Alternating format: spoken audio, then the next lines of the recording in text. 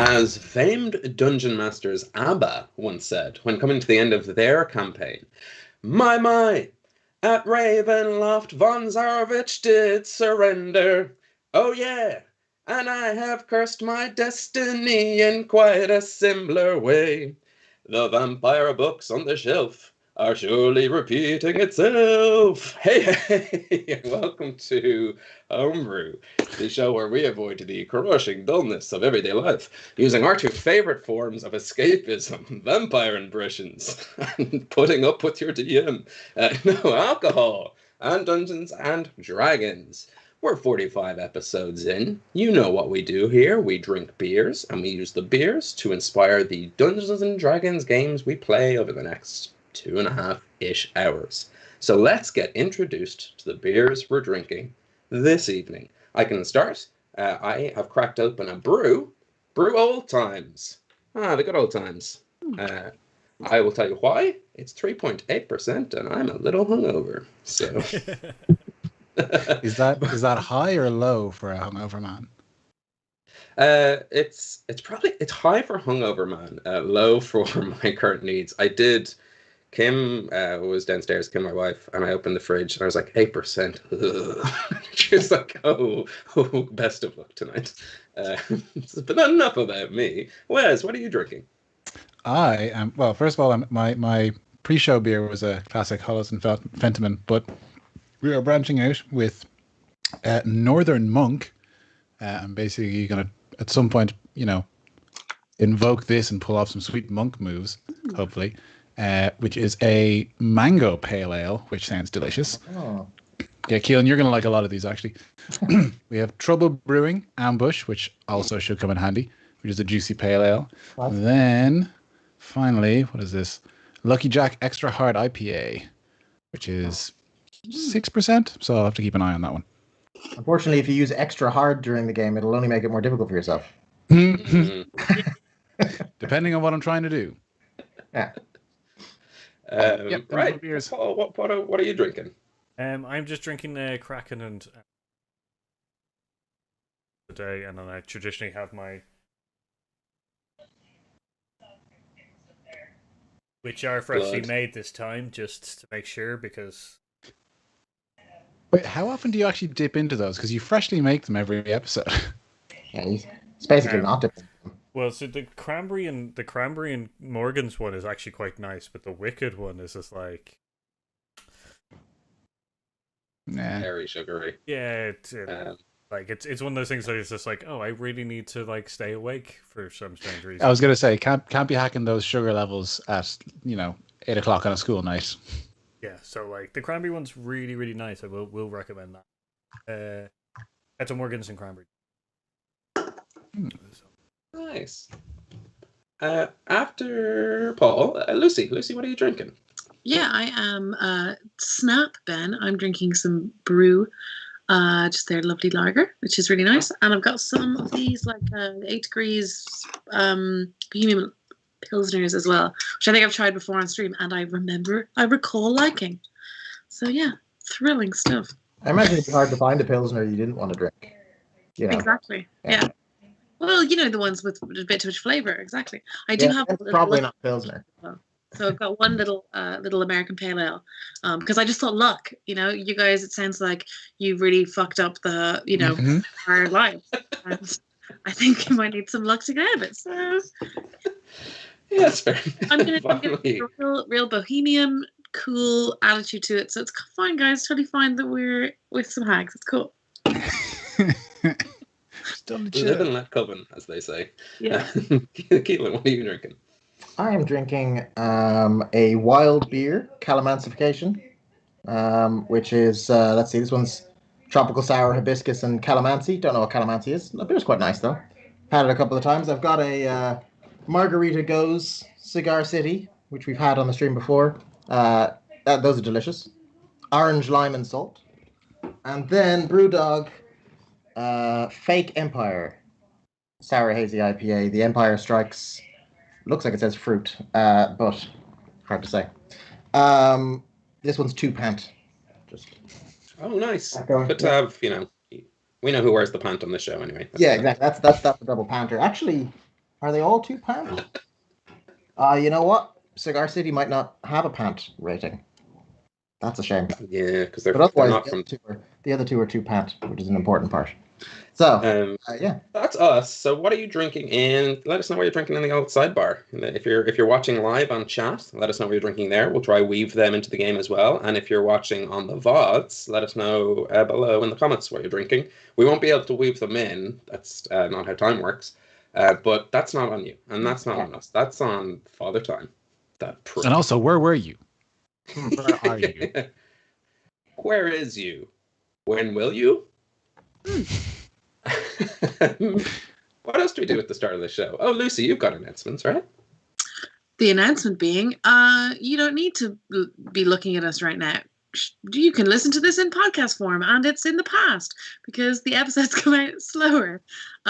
So yeah, anywhere you get podcasts, anywhere you listen to podcasts, find us on their Homebrew Quest. Subscribe, because that's probably good. That makes podcast things like us more. Even if you watch the video, subscribe to us on your podcast app, because why not?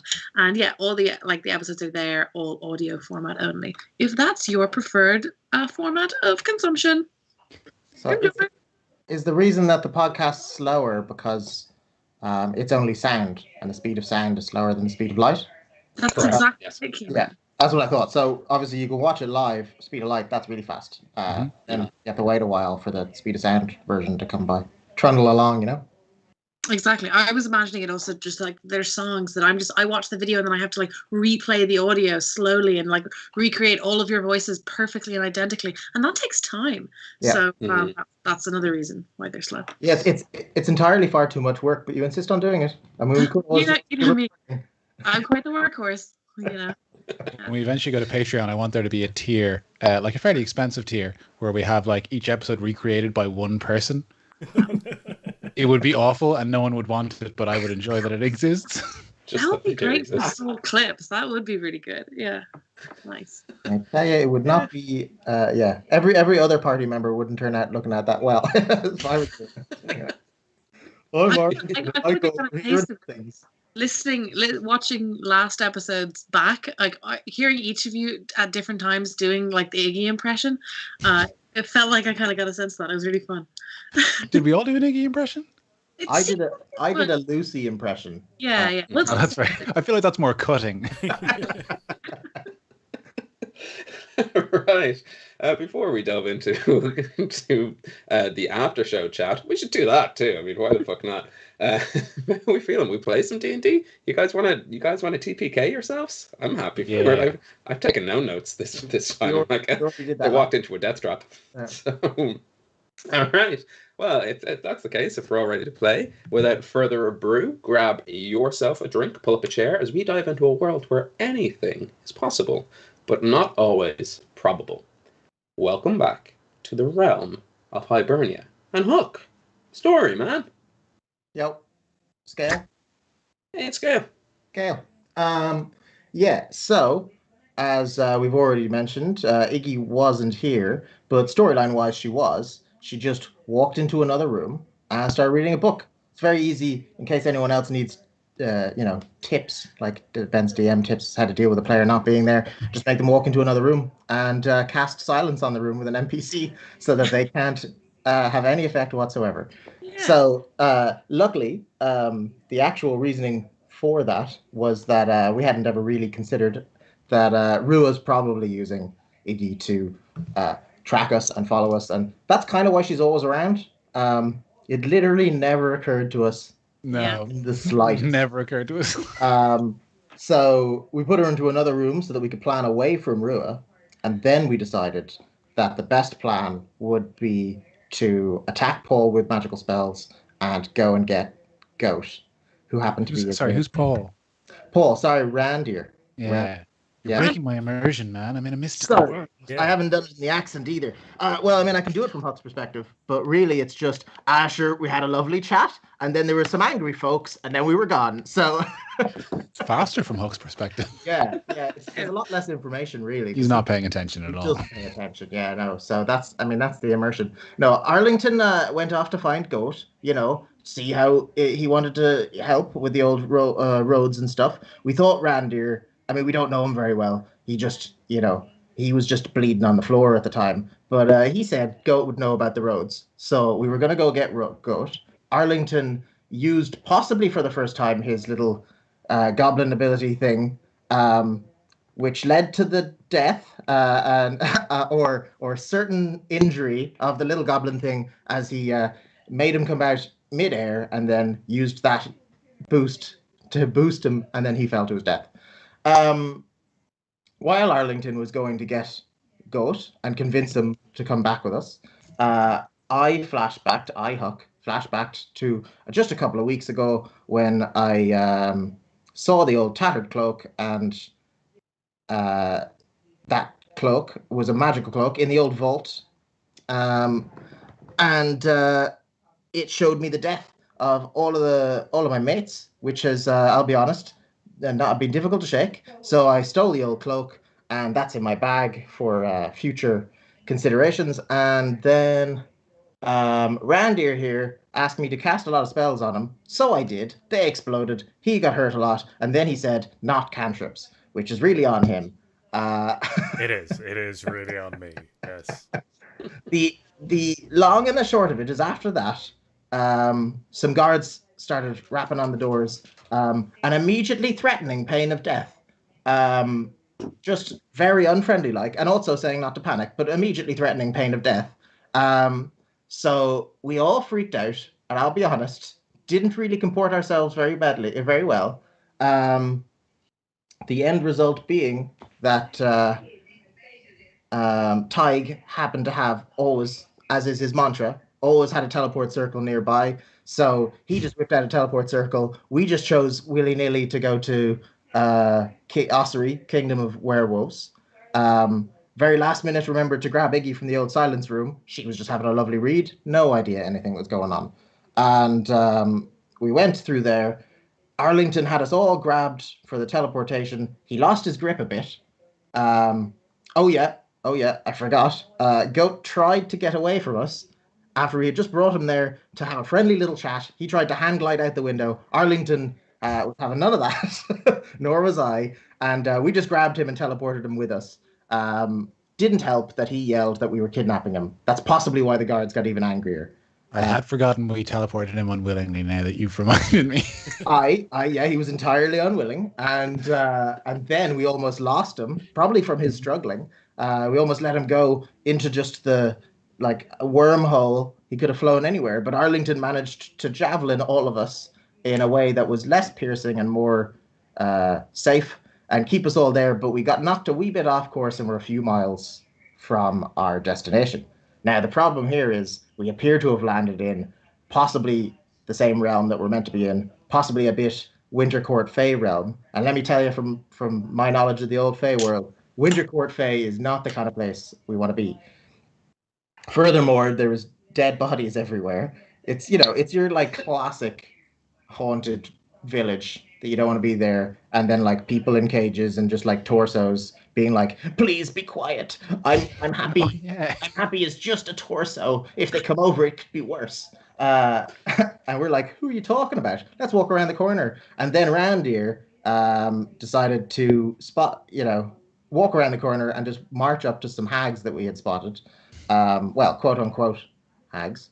We haven't been formally introduced. I believe one of them's called Avine. And offer them some beer. And that's where we left it, with the caveat that Paul or Randir did waste all of my good spells on him. And then all of this happened before we got a chance to rest. And we had just fought the Dirty Bitch Boys. So, yeah. You've just got fireballed ready. That's pretty much it, right? Oh, I mean, yeah. I might just run away and maybe Huck doesn't actually care about his friends at all. When it comes down to it, he's never been down to the wire before. Pretty much. Yeah, it's all pretty you went from dry, but now it seems like they might die, so I might just bail. You needed your character arc, right? So that's it. Yeah. It turns out he doesn't really give a shit about any of you. Yeah, Huck's character arc is just how he learned not to have friends anymore. Yeah. Mm-hmm. Or how I learned not to care. What a great twist it would be if Huck was a sociopath and didn't actually give a shit about any of us. You're just right at the end, I'm going to sell you all to Rua for ultimate power. pretty much exactly where we left off. So we will pick up exactly there. Around here, you have approached these trio of kind of wretched looking, like long crooked nose, boils that are like popping and searing, like blotched, gross, old, haggy women. And the last thing we heard was something along the lines of they kind of introduced each other to each other, giving you their names. And one of them was like, Evine, I think he's talking to you. No, he's talking to Aileen. No, Avine. And you realize that this coven of hags are called Evine, Avine, and Aileen. So they turn around and go, yeah, like, kind of what you want, because we're sort of busy with this carcass. Yeah, I want to sell you some delicious beer so that you can go with that carcass. I'll tell you, Dying Light Ale goes with anything, especially carcasses.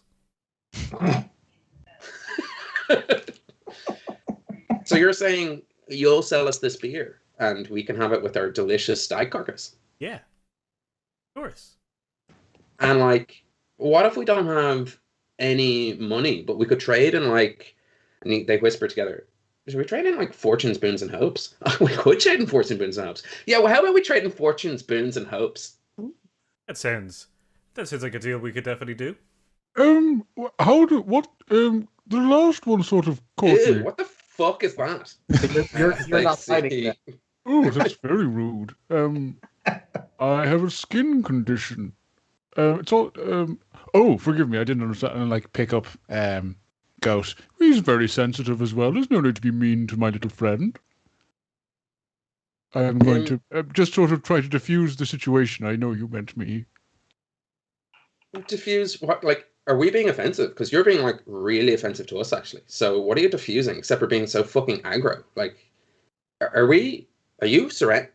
And like, you can tell they're stepping up, and a little bit of their cloaks begin to flow at the edges, and the brightness in the world begins to condense in a little bit. Ladies, how fucking dare you?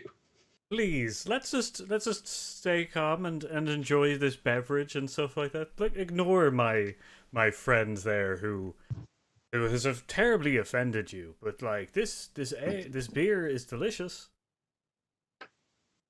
It's about time someone actually treated us with a little bit of fucking respect. Like, that's kind of nice, isn't it? Like, and it has settled them somewhat to be sort of deferred to and treated really well. You get the feeling they can smell my -1 in charisma. Can I ask, outside of is there any kind of like, I presume I'm Summer Court, obviously they're Winter Court. Is there an accord or anything between summer and winter where or the human lands? I'm trying to see if there's anything I can like leverage even as a lie politically, because I'm like walk in and be like, what are you doing here? Do they seem to recognize Hawk at all, or does it? I haven't spoken or emerged from. You're the one who chose to speak. But you're still hidden. Oh, okay, yeah. Yeah, I think where I'm picturing anyone who hasn't spoken or come out is around a corner.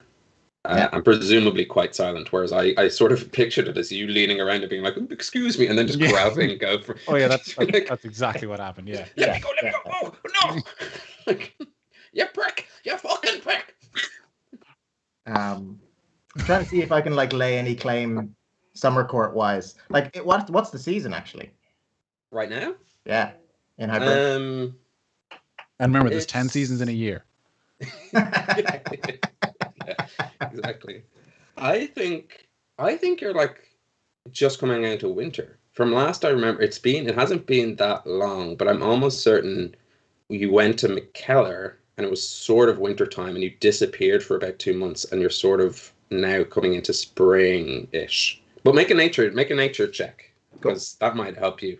And it might give me time to come up with. We've been underground for an entire arc, so for anyone else that doesn't know, I'm presupposing that within the lore of this world, that during summer, the Summer Court kind of have their more leeway to do their actions, and during Winter Court, during winter, the Winter Court. That's kind of why that's. And I would line that up with Bealtana and Samhain in our world. So like obviously May Eve, when the realm between the worlds is a little bit thinner, that would be summer court, and then at Halloween or Samhain, when the realms between the worlds are equally thin, it's like a flip balance in the calendar. It's kind of winter court's time. So you would be closer to Bealtaine. Okay, well, I rolled. Oh, I have an advantage on nature checks, don't I? I wouldn't give it to you here because that's technically your Fianna stuff, whereas your backstory is a little bit muddled with how much. Okay, well then, nature-wise, let me check the stat, but it's not great. It's Is Huck basically like when someone finds out you're from Ireland, they're like, "Oh, do you know any Irish?" And you're like, "No, I don't know any Irish, but I am Irish." Yeah. Do you know Winter McWinter? It lives in Wintercourt over there. Yeah, it's a very common name actually. I got 15 overall. 15, yeah, it's not bad. You often, now you can answer me this. Your parents would have put you through, etiquette and court classes so, but would you think you would have paid attention? I mean, difficult to say. Absolutely not. But at the same time, they should know who they're teaching, and my parents are royalty. So, they're going to be trying to, I mean, like they're teachers who are geared to teach fae, presumably. Thus, they must be able to get past the fact that at base I wasn't going to be paying attention. Well, one of them you ended up firing because you said they looked like a walrus, if I remember correctly. And then I thought he was my best friend. Yeah, but then your parents fired him because they were so delighted that you made fun of your teacher. Right, yeah. He left as a blubbering mess. And then there was an elephant man and potentially a small ladybug. I think the ladybug was probably your longest lasting teacher. Yeah. But yeah, you kind of know that, like. Oh yeah, it depends which one was teaching me at the time. Yeah, weird episode. I'd recommend going back and watching it if you haven't already. It's a really weird episode.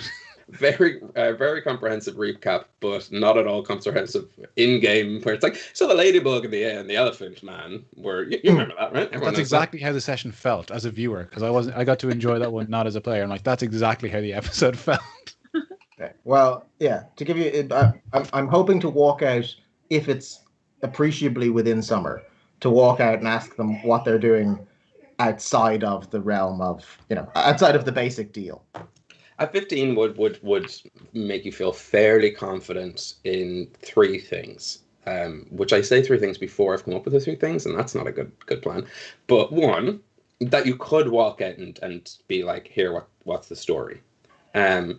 Two, that hags, and you don't know what type of hag they are yet because you haven't seen them, but hags in generally quite like deference, as in like the way Randir's acting compared to the way Arlington's acting. You can see that they won't instantly attack you. They're usually more devious and trickster, and they won't, like, a direct fight seems unlikely. Deference, you mean? Deference, that's the one. Yeah. And three. Enjoy living in that box you put yourself in, Ben.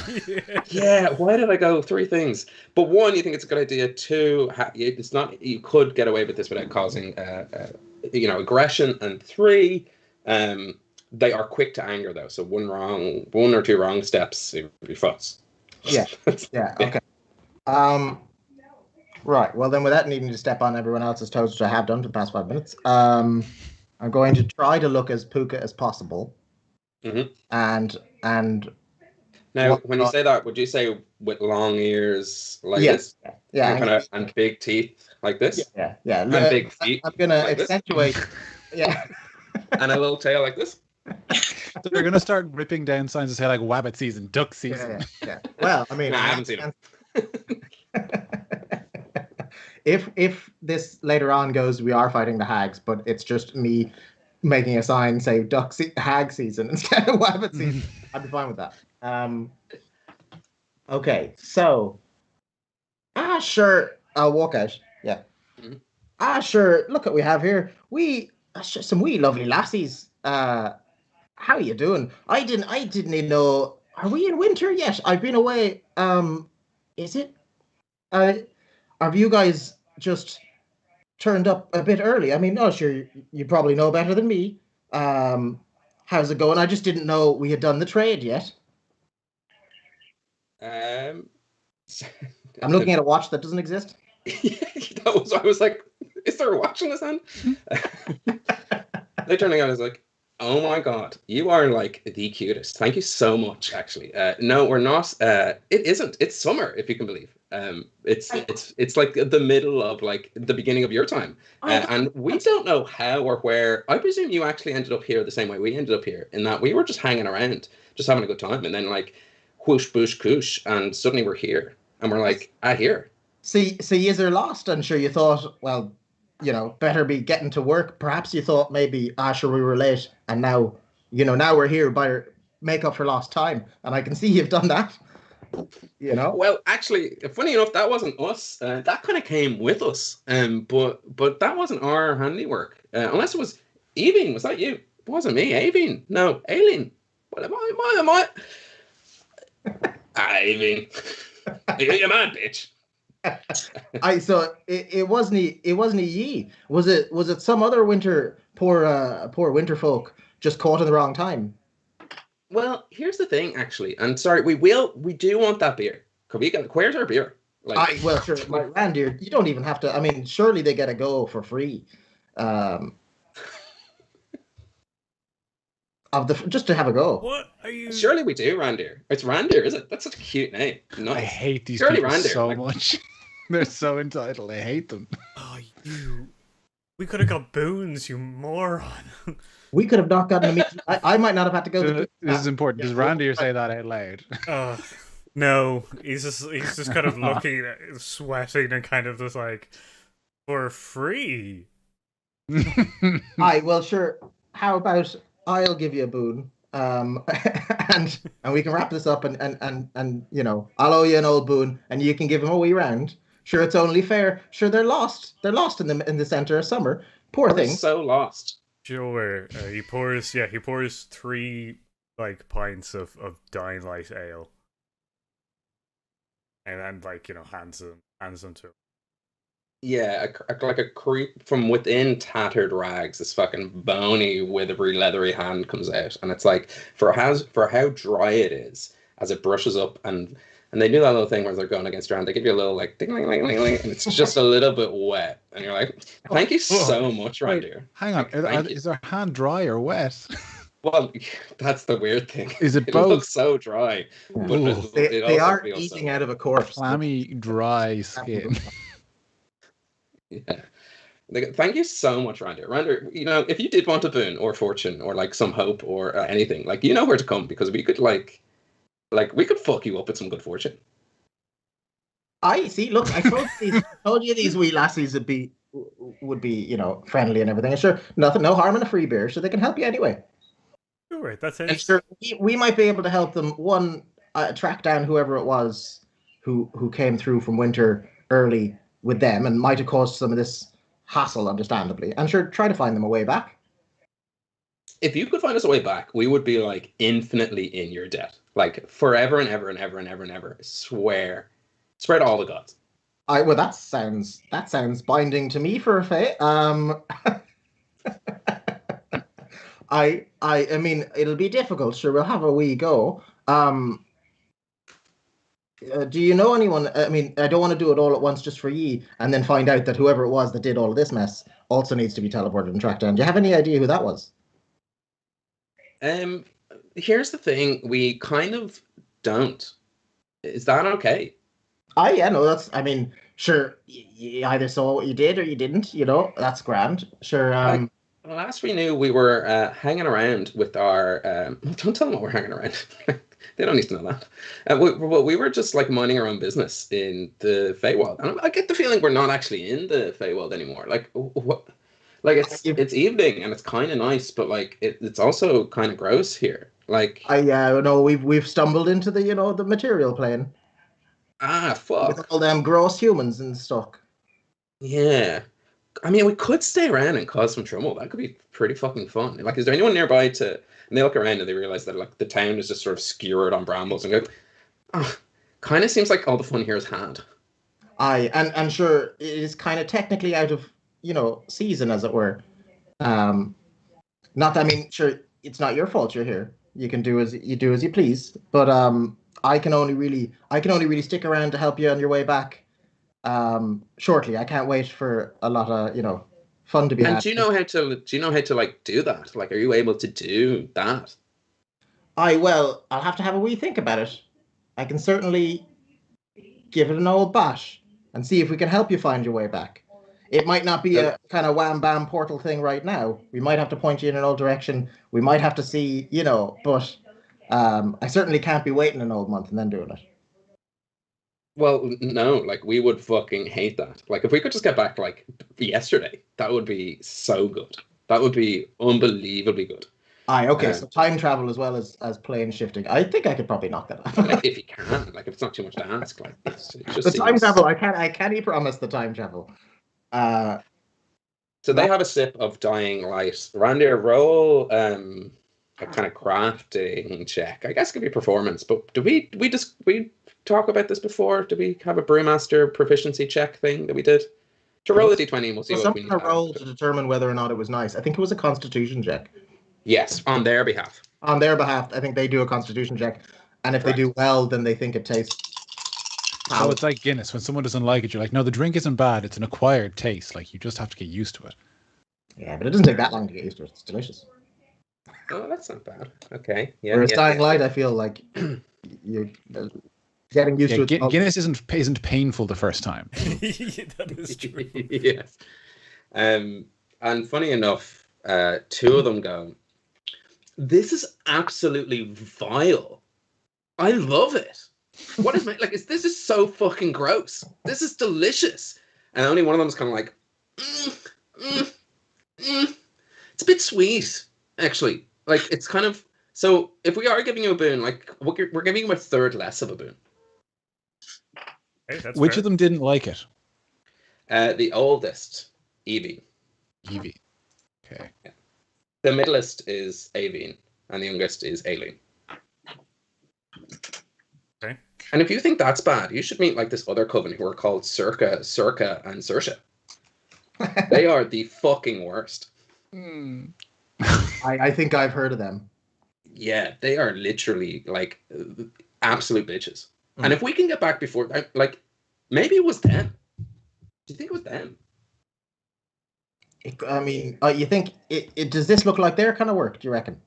No, they're shite. Like they couldn't fucking tie two twigs together and like turn it into a... This can it be them? I mean, I could believe it was ye, but other than that, then it's hard to know else who could be. You could, like, that is so nice of you to say, because like we're pretty talented as a cover, and like we can do some pretty fucked up shit. Like if you want to see, like if you want to see some fucked up, like, do you want me to do something fucked up to that furry one?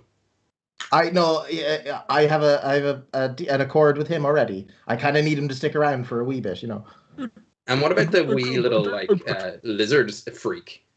Oh no, he's actually a prisoner at the moment. But Goat and I might actually just go for a quick walk and check the perimeter and make sure everything's okay. And give you guys a bit of space. See if you can wind up any other winter folk. You know. Yes, absolutely. Lovely meeting you, ladies. Yeah, fuck you. That's fair. Arlington's eyes go still for a second. I'll see you later. I'm gonna leave with Goat. Goat, make an athletics check. Oh. Okay. And nice, 29. Nice, yeah. You like a cat that doesn't want to be lifted up. Goat is wriggling and writhing, but you just have him in the right place where he just can't, like. The moment you picked him up, in fact, the moment you pulled him into a portal, he's been trying to wriggle away, and you've just been kind of just catching him at every step of the way, picking him up, and yeah, like he's one not of those happy. people that doesn't realize the cat doesn't want to be held. Like, come on, oh, there's a good boy. There's a he loves it really. Exactly like that.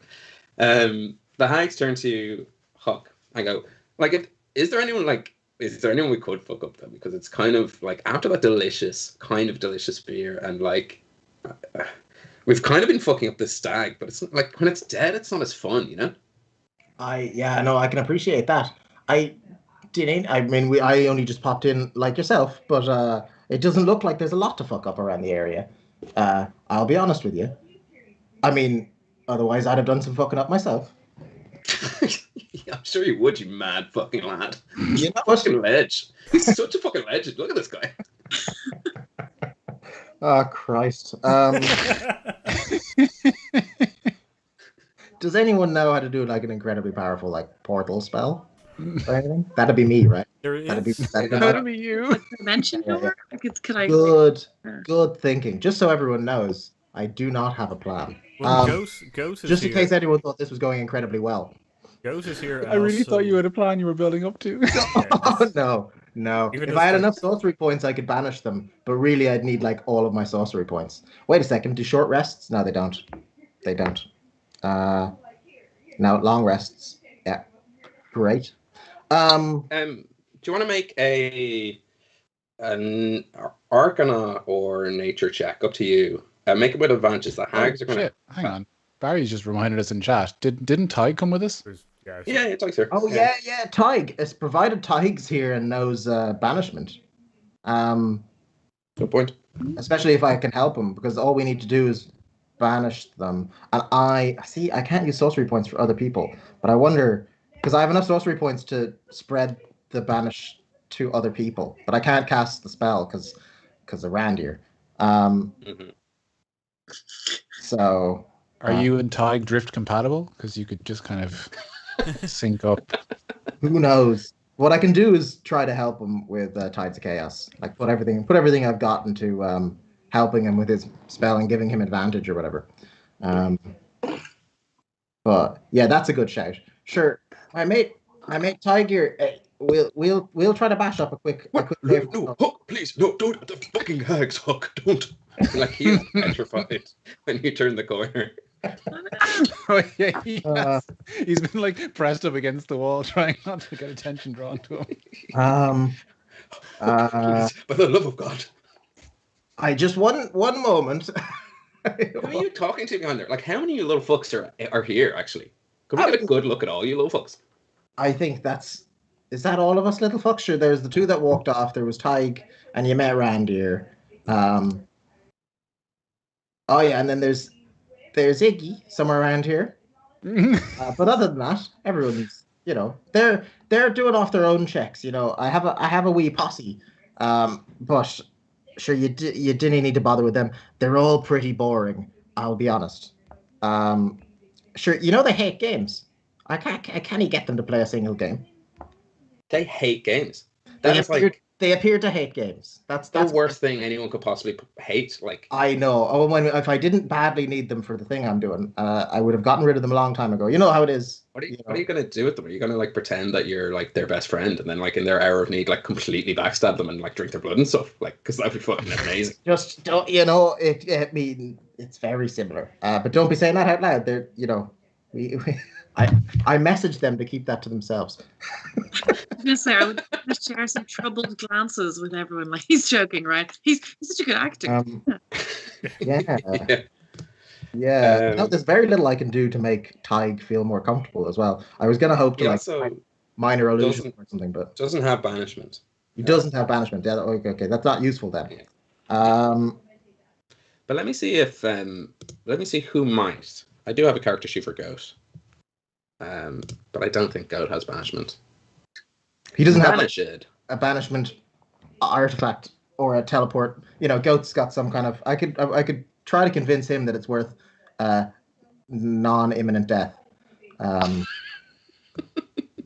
willing. If you want, I can start shaking him. We'll see what falls out. Does Dimension Door, is that something like can that just send me and something else somewhere? I think it's just you. I don't think you can send someone. I think you can level it to make something with you. Yeah. Yeah. So two of you can go, but you're only going 500 feet. Okay. So yeah, it's I mean, the other choice that I had, or the other hope that I have, was that obviously there are Fey circles.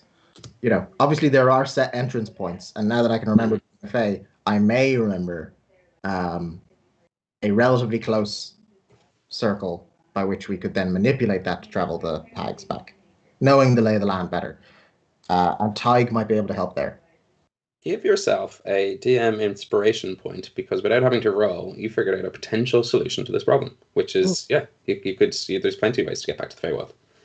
You have done it once. Well, you've done it multiple times, Yeah. but as a party, you have managed to get to the Feywild once. If you can remember how you pulled that off.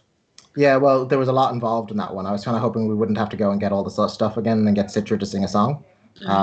Predominantly because I can't remember the words to all the song as well. Rattling Bog, though, I believe it was. Great if we could make Ben sing again. Yeah. Well, this time it would actually be you guys because you'd be casting as well. We can roll the dice to see if we successfully. There's nothing that makes better podcast radio than 4 people singing slightly out of time due to internet lag. With lyrics they don't know. Yeah.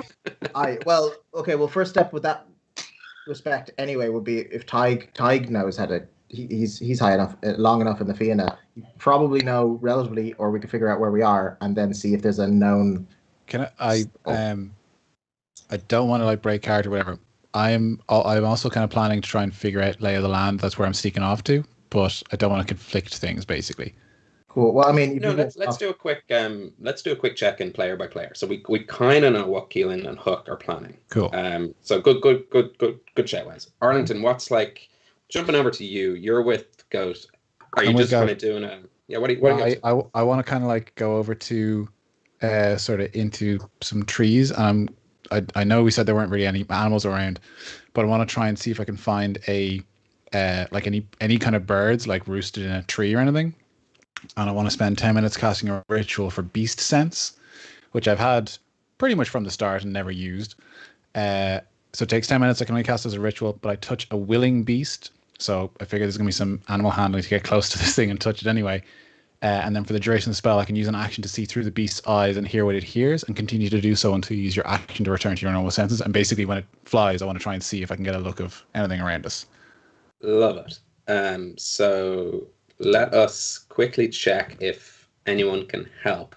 So maybe what we can do is also, because there's a couple of NPCs here, that if you need to use an NPC, just like Keelan was doing, it's like, I might try this, instead of role-playing absolutely every moment, to consider them at your disposal, except for... I mean, I'm very much trying to do this out of the view of the Hags. I'm very much trying to do it away from them. Nice. And your setup, they don't seem to be coming around the corner. They seem to be respecting the idea that they're by this stag, and then around the corner, you guys, every once in a while, are huddled around. So, okay, cool. Tig, I'm going to see if Tig has anything that might help, such as conjure woodland beings. I'm thinking that spell might be pretty clutch right now to help you out. I can cast Speak with Beasts also as a ritual, so I could just like put out the call, but then I'm spending 20 minutes doing this, and I don't know if we have that much time.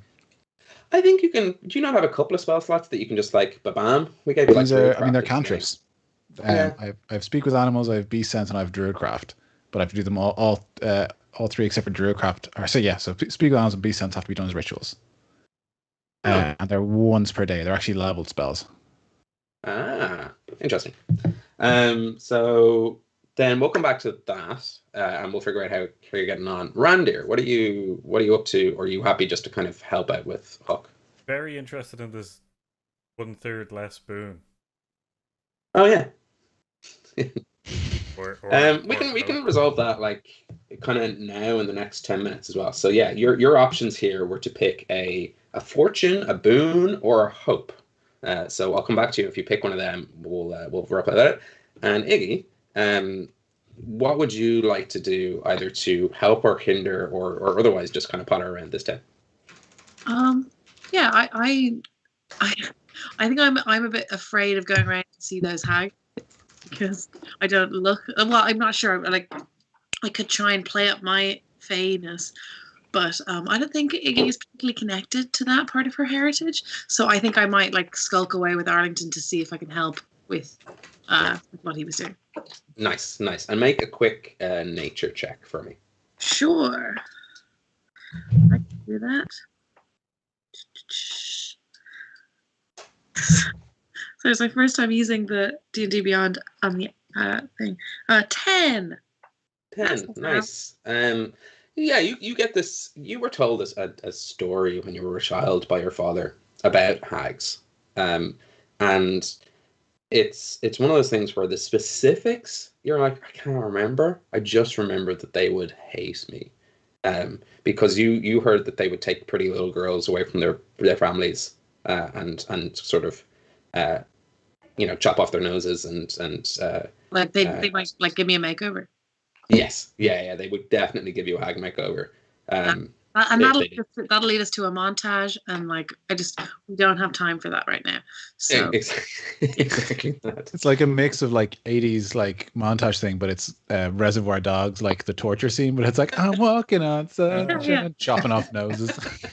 Yeah, you look so much cuter. good. Like shorter fingers. Yeah. Yeah, chopping off limbs Shorter and fingers. stopping mimosas. Yeah. This skin Yeah, all right. it's not working. Let's take it off. Yeah, exactly. That skin is not your color. Yeah, that's You need like a complete skin peel. Like, just come over here. We can like ultimately make you feel so refreshed. Completely flay you and put cucumber slices on your eyes. yeah. I'm fucking terrified of these. I'm gonna just pull my cloak up, try and like totally hide, and just kind of hobble as if I look like one of Huck's kidnapped folk. I don't know. Nice. Yeah, you make yourself look as pathetic as possible to sell that Huck as some sort of horrible fey creature that's captured humans. Okay, cool. So back in the we'll call it the center square. I realize at this moment in time all you really know is that there's one street and a second street. So we'll call it the crossroads. And on the north south, actually don't hold me to that because I don't know how I've drawn this map. On the east west is the Hags.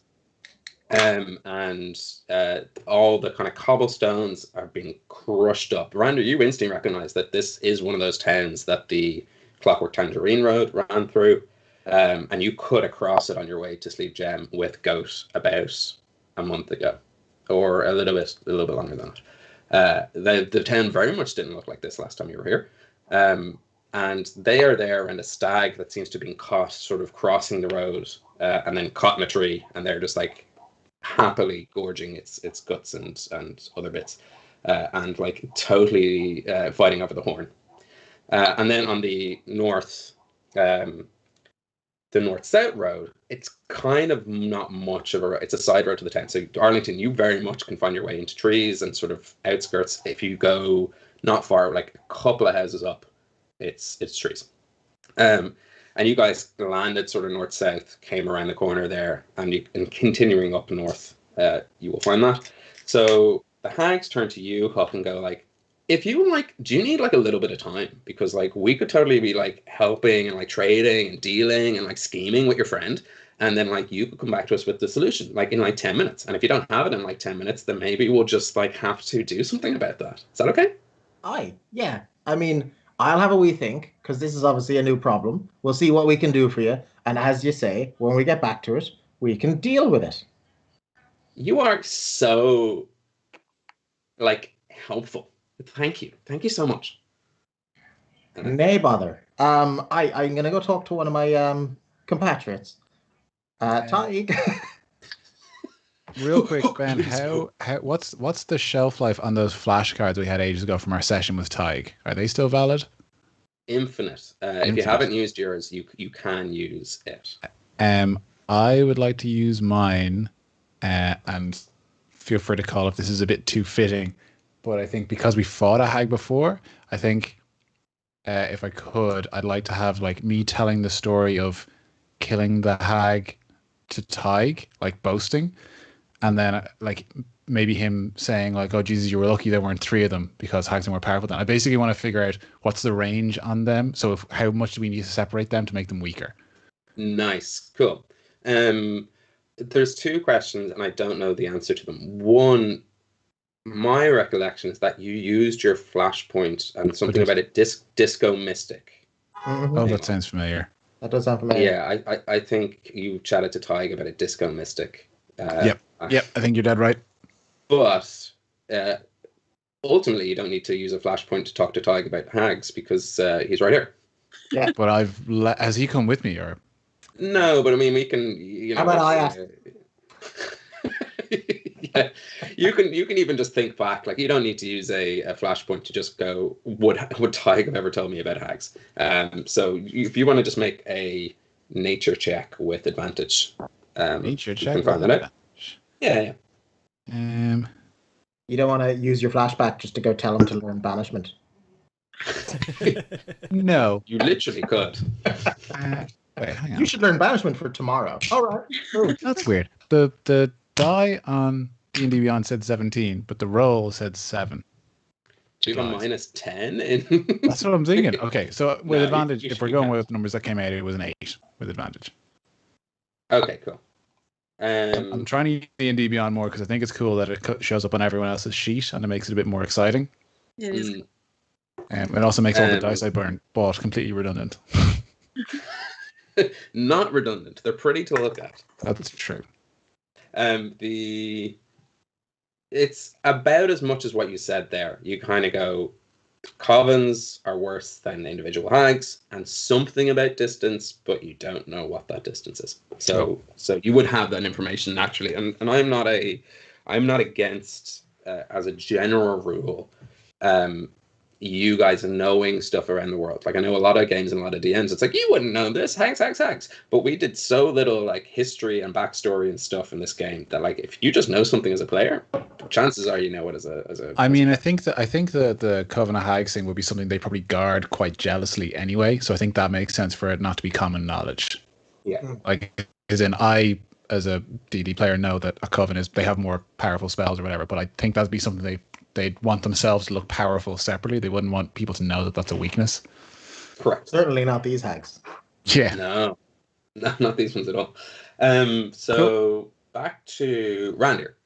These hags come to you and go like, it was so nice of you to offer like free beer, but like we don't like actually being indebted to anyone unnecessarily. So like we're happy to be indebted to your friend here if they get us home. But like we don't want you to like use that free beer against us. So like, how about we do something like a little bit special for you, and like we can give you like a fortune because we can totally see the future, or we can give you a boon because like to be honest you could use it, or if you want some hope, like things look pretty shit around here and like it's perfect for us, but like you look like so uncomfortable with us, and that's like we love it, but like you probably hate it. Intrigued by the fortune. Like insider investment knowledge. So yeah, he's gonna go for the fortune. Yeah, like you should totally invest in Bitcoin. Like they get in a circle and they put their hands out and they go, sisters, okay, fortune time, nice. Okay, here's what we're gonna do. We're going to like think of a fortune for you, and they put their heads down, and you don't see it, but in the center of them, a small sort of purple. I'm doing this for the benefit of you as players and the audience, but around you don't actually. You're getting glimpses of this over their shoulders as their rags sort of spill out. This sort of greenish, purplish, goopy, swampy orb just kind of appears as their eyes kind of roll back, and you can, into white or black irises. Imagination's choice. And it slowly gets a little bit clearer, and one by one, it's a little bit difficult to. You don't feel like this is magical because you kind of feel like they're just finishing each other's sentences in that way where they're trying to tell a story as they go like, when the light is dying, look to what ails you.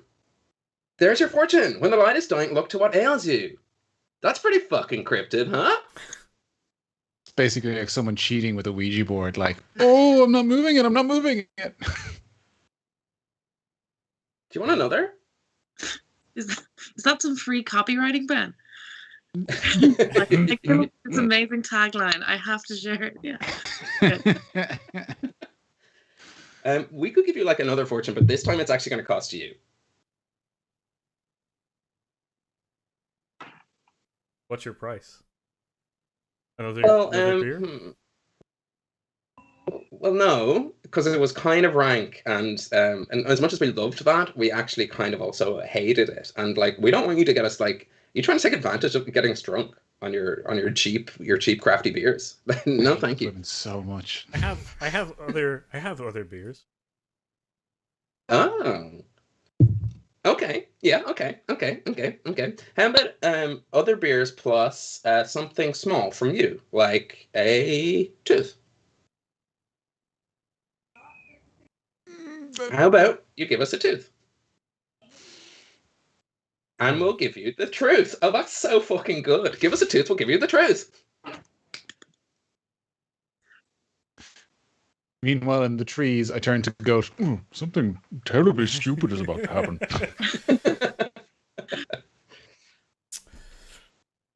I don't like the thought of giving any part of me.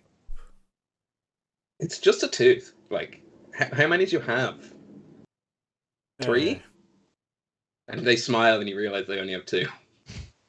Is this a metaphor for Randir's beer, like making it big and him selling out, like literally sell to like big Budweiser or something?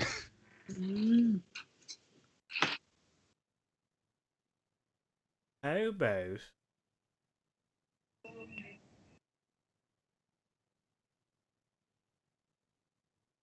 Okay. how about I give you Someone else's tooth? We're not picky. trying to figure out if I could.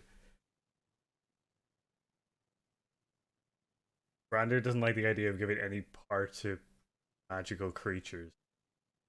Ben doesn't like that idea. It's weird. Like, I would be uncomfortable with this. I mean, if I was listening at all and not talking to someone else, I'd caution you against it, but I don't think I am. So, I mean, Huck, if Huck was listening, I am listening. Yeah, no, I'm trying to. Yeah, I was paying attention to this. Yeah, I don't. I'm trying to figure out what he would do. Yeah, he doesn't like the idea of giving someone a tooth. He doesn't like the idea of, especially these creatures. Well, I think Randy would see it as about, see it almost like giving someone the majority share in his company. I don't think he'd give that away. No, I don't, because he also is also automatically suspicious when they were just like, we'll just take a tooth off you or someone. That sounds like I don't. How about instead? Okay, another deal, another opportunity. You give us beer, and we'll take. How about we take your old times? You just give us your old times. Is that my memory? Well, it's your. I take Tig. I'm quitting the game. Yeah, I don't think I'm allowed to. No, I don't. Yeah, I think I'm okay. Like, what else? We're being like unbelievably reasonable in not just taking the beer. So if you could just like put anything on the table. Well, what I could do is I could give you a stake in my brewing company. Yeah, when we get it big, and also the Gabby Stabby peach ale I have currently in keggy. Trade them So exposure. you'd say that we would permanently have an invitation to something on the material plane, is what you're saying? Oh, Because we accept. Yes, Pay them totally. in exposure to the material plane. Yes, that's essentially what I'm doing. We could almost like, well, we could like, this is really interesting because like we could try and make it so it definitely succeeds. Like if you had us, like for those of you listening to the podcast, Paul's eyebrow just raised so super high. I definitely can't hear any of this, right? I'm talking to Tiger. Well, they are obnoxiously loud. Yeah. Okay. But, yeah. But we'll leave there before you fully accept. We'll jump over to Arlington and Iggy and Goat. Arlington. Or actually, is there anything? So Iggy, you know Arlington's plan. So if there's anything on your character sheet or beers or anything, I'm gonna kick back for about 5 minutes as a DM. You guys tell me what's going on. Can you? I actually don't totally understand. You're doing a beast thing. I don't know. So I'm gonna try and like. First of all, are there any birds around in the trees? Make a perception check. Oh, that's a natural one. But a 5 total. Yeah, you look around and you go, oh, a bird. As a dead bird just drops. So I'm casting the ritual on a dead bird. Are you? Is it that you're looking for live things? Can I help look for live things? I'm looking to eventually I'll be like, I'll explain my plan when I show it to you. First of all, I take this bird and then it's dead. Oh my god, it's dead. Oh, I thought it was a live bird. Gross. Well, when I find a live bird, I can through sort of my mystical barbarian magics, which I don't like to talk too much about, I can see through its eyes, and basically when it flies up and above, I can see where we are. But it takes me about 10 minutes to put together. Oh well, that seems extremely useful. Okay, immediately scurry and try and find a bird. Maybe some sort of rat either, because maybe like being on the ground might be interesting. Like just seeing things from a different perspective. An even lower perspective is what you're saying. Yeah. Like in a group setting, I think you should always kind of look at it from different angles. So, yeah. Can I look for some animals? What I enjoy is that find a bird and coming back with a rat. Like, no, I am kind of the same. I am looking for birds. Okay, yeah. So you're just looking for birds as opposed to like there's nothing you can do to like conjure birds, no? I didn't consider that. Like, I assume it can't be a fake bird. Like, I can't make a. Yeah, it needs to be an actual beast. It can't be like a fake. I don't have any animal things. I remember reading those spells and not picking them. I'm not even thinking spells. I'm thinking you could Snow White this motherfucker. Just sing a jaunty tune and charm some birds onto your shoulder or something. Oh, okay. Oh, wait. Okay. Yes. Can I I don't know if it's prestidigitating or if it's drawing on. I know I had a spell before that I could like draw on my slate and it would like come up as light, like lights in the sky or something like that. Could I do that? What do birds like? Can I draw something so that it's appearing in the trees to try and lure birds closer? What do they like? Oh, I like loads of little worms, all on top of individual leaves. You're just going to make a giant pile of worms? Yeah, because they're always only early for breakfast. And so this is like, it's a brunch. Finally, worms have come to 11 a.m. or whatever it is for these birds. So I'm just going to try and make it look like there's a little buffet up there. This is going full Resident Evil. This is a huge horror game in a horrible village. Not evil. It's quite nice. No, it's not evil. It's just imagine a giant pile of worms in an abandoned, ruined village. I mean, it's really appetizing. They're squirming. Don't care. They're wriggling in a way that worms tantalize the birds. Yeah, sure. I need you. This is like the method in which you're trying to accomplish this is quite hard. Because there mightn't be birds around is the other option. It could be that sudden death and destruction has led to a lot of the animals fleeing. And as you listen out to see if there's any birds chirping, it is quite silent. But roll a animal handling check. Okay, that's one of those skills that I never notice. Okay, let's see. Oh, I've already rolled a perception check. Never mind. Yeah, that was right. Sorry. Yeah, you get the feeling that there's not a lot of birds around. Yeah, I can't Snow White this shit. Damn it. Okay. All right. I've got a new plan. Is there any way we can get me up very high?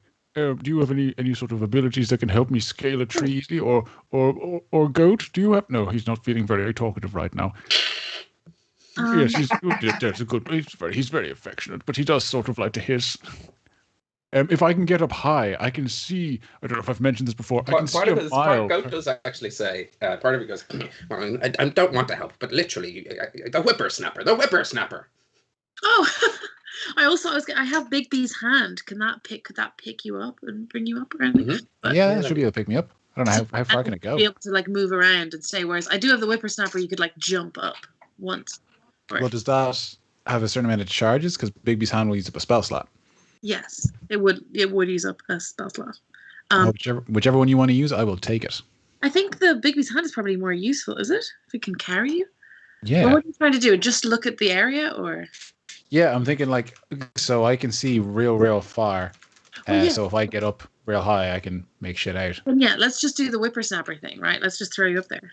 Okay, let me see if I need. Well, hang on. Is the whippersnapper like a jump kind of thing? Because if I can stay up there, that'd be ideal. Okay, yeah, because I have 3 uses per day of the whippersnapper, and I think I've used it once so far today. Grasping Okay. hand. I can cast the Biggie's hand.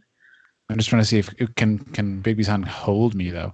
Yeah. It'll strike, push, grapple, interpose. Yeah, I think it'd be fun. Like, Cool. Yeah, using it I as a think platform Bigby's. is grand. Yeah, Yeah. shit, that's a 5th level spell though. Even if it's not written down, I'm happy for you to. It's a giant magical hand. Yeah. I can keep it around, right? Like, does it? Yeah, it's up to a minute. It's Okay. concentration. Okay. Well, Right. let me. 120 feet, so we can go 120 feet up. That's pretty ideal. Okay, I'm gonna cast that. Cool. Yeah, explain to us what that looks like as you cast, because this is the first time we've seen Iggy cast Bigby's hand. Yeah, and so for this I'm an artist, and so naturally I'm terrible at drawing hands. So what I'm doing is I'm holding out my hand and I'm positioning I'm trying to draw my own hand as it is, and it's so inaccurate that it's actually quite strong and bulbous, and that's what comes out as this big hand, if you will. Hands are the easy part. Yeah, Keelan, as an artist in school, only draws hands really, really well. He is the opposite. But is the Can't do rest of it anything really else. bad? Like, Yeah, is yeah, arm- all- Never draw anything else. He would only draw hands, amazing hands. This is when we were in school together doing art, and Was Keelan that- would do amazing Keelan, hands. be honest, was that just to annoy the artists that were having a hard time with it? And you're like, look how easy this is. No, because I was really bad at it as well. No, it was because they'd always be like, now, remember for next class, bring something in for drawing. And I'd be like, I did remember. I brought my hand. And after enough time to doing that, I got better at drawing hands, but not better at drawing anything else. Anyway, that's a sidetrack. But, there you go. Yeah, Arlington, you get raised 120 feet up into the air on Bigby's hand. You don't take a lot of damage going through what is essentially thickets of trees, but you do kind of crack through them. Have you let go of Goat, or are you still holding on to Goat? Oh, I'm going to hold on to Goat and then get on the hand. And does the hand seem to struggle under the weight of 2 people, or does it seem to... Nah, that's fine. Yeah. Then I'm hanging on to Goat. I'm not letting him go. Okay.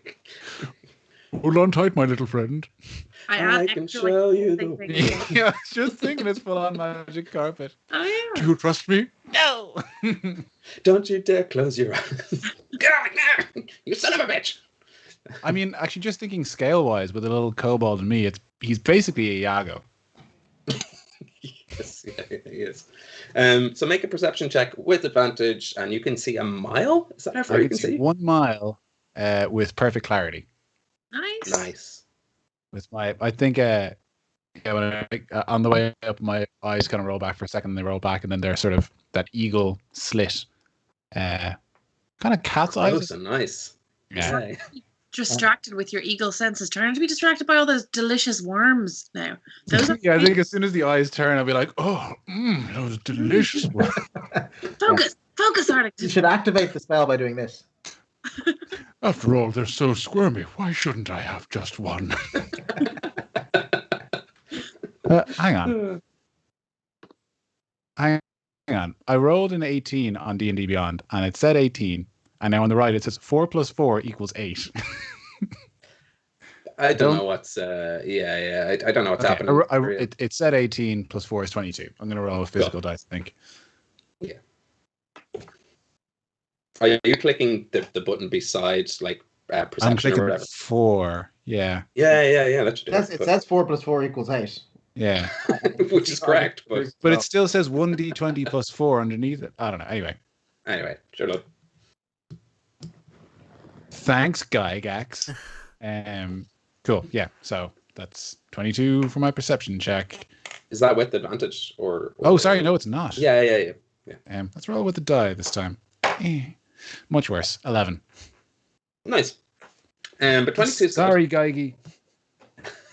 22 is very good. So you come up and you can see leaving sort of east-west of this town, this long cobbled road, which seems to be carved through sort of forests and bushes, and like it looks like there's some flatlands, there's some sort of like boglands, or kind of just basically hills. But where this road is, there's been an explosion of forest growth, and seeing a mile, God, I don't have a scale on my actual map, but you would spot the Kingdom of Ossory. So you see in the distance a sort of collection of houses, and a castle structure on a hill surrounded by sort of a wooden fortification.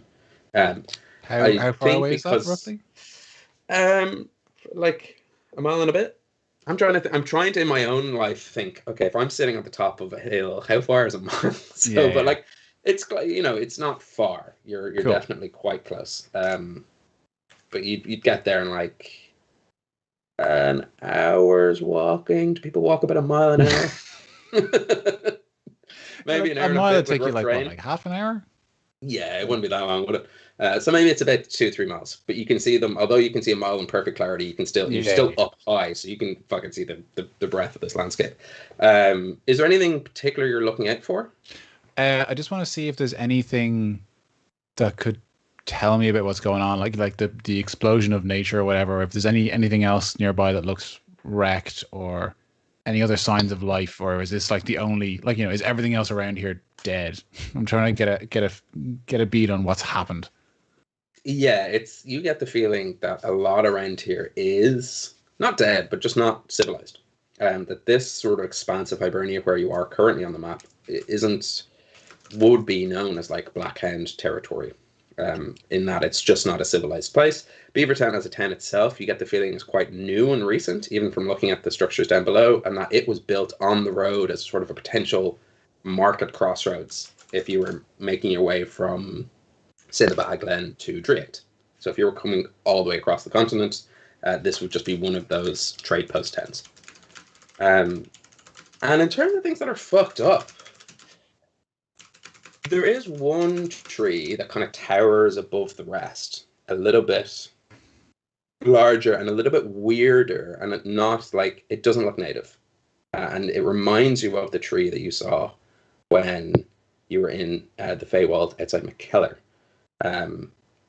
As in the tree that the night hag lived in. It sort of has that vibe to it.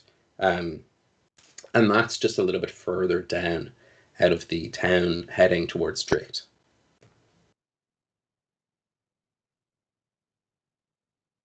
I have a feeling I dropped. No, Did I? No, you didn't. Oh. No, I think Wes had there a was a little bit of weird thing. Wes had a little okay. bit of lag. I think I'm back. So basically, I didn't catch any of that. No worries. Long story short, a big weird tree looks like it's from the Feywild in the direction of Driat. Not like really, really far away, but like close enough to the town. So you get the feeling that if anything would be, you overheard Huck talking about a portal back. This could be a portal back. Cool. Perfect. Thank you. You're more than welcome. I relay all that with perfect clarity to Ignatius when I get back on the ground. Yeah, And then I immediately proceeded with like, and is anyone going to eat those worms? Has anyone called dibs on those worms? I'm gonna look in my bags for other snacks, and it's sort of like motherly, like, and I'll maybe try and make those snacks look like little juicy worms, but ultimately you will be disappointed. So we come back down to Randir, middle of making a deal with the hags, and Huck, you were trying to figure out how you can get these hags back home. Yeah, I figured it out. Okay. So, yeah.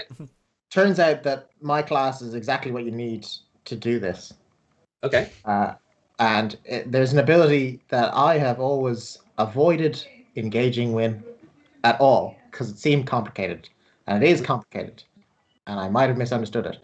But basically, I can convert sorcery points into spell slots. I can convert spell slots into sorcery points. It actually goes both ways. I can convert all of the spell slots I've got left into sorcery points, except for I don't know if my maximum is the maximum I'm allowed hold, or if I'm allowed to stock myself up with a greater than maximum sorcery points. That's my first query. But ultimately, I can sell all the spell slots I've got to cast Banishment on, and here's the problem.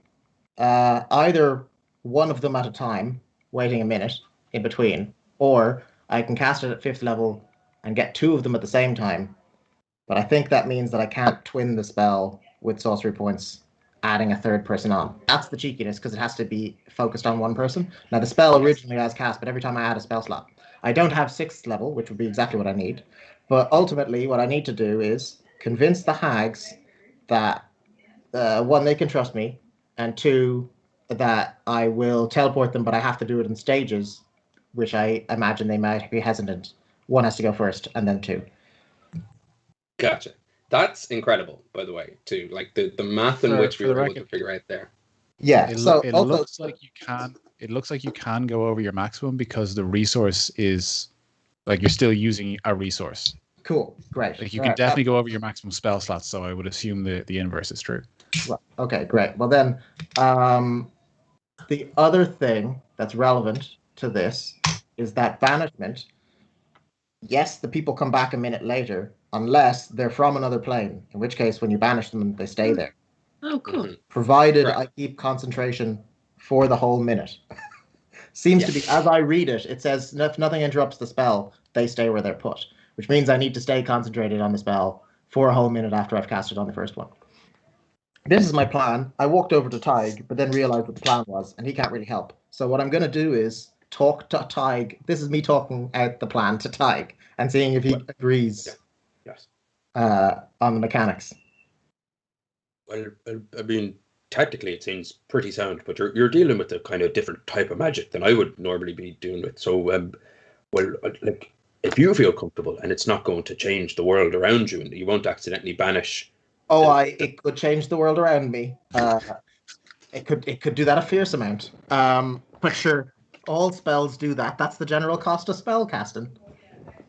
Well, I guess that's technically correct, which, to be honest, Huck, is the best kind of correct. So, yeah. This is the definition of a wizard and a sorcerer discussing magic. Yeah. But it does. Tyke does help you figure it out. I'm going to trust that the mechanics, the maths, the adding up on your side is key. Honestly, we're not that kind of show otherwise. So it's. Like, I can say it out loud so that people aren't angry. But ultimately, all I have is 3. I might have done the maths wrong. I have. Before you tell us that, just in case it is wrong, let's take let's take a break, and we'll come back with the assumption that this is your plan, and we will pick up with you convincing the hags that you are trustworthy. I think that's a good place to go. But before we jump out, we're going to basically take 15 minutes to go to humaning things. If you like rolling dice, if you like amazing handcrafted dice trays and vaults, we have a partner for our show. You know who they are. They're Dakota Irish. You see them down there in the overlay all the time. And if you go on to dakotairish.com and when you're buying some things on your very first order, if you want to try them out on basically, I think most things in the store that aren't maybe like seasonal or exclusive stuff, but most things, you use the promo code HUXPUNKS, which is the name of the party. That's these guys, for 10% off. And if you do, and you buy something and it comes to you and you love it and you take a picture of it, be sure to tag Dakota Irish and tag us in it too, because we like to know that the code's being used. We have, I'm surrounded by Dakota Irish dice. I have a big order coming as well soon, which I'm looking forward to. The more people not using digital dice, the better. Dakota Irish saving rolls since 2000X. Exactly. And we will be back in about 15 minutes, so we'll see you then. I'm going to reset my internet. Oh, nice. So Wes mightn't be back at all. Yeah. They just left me up in the sky.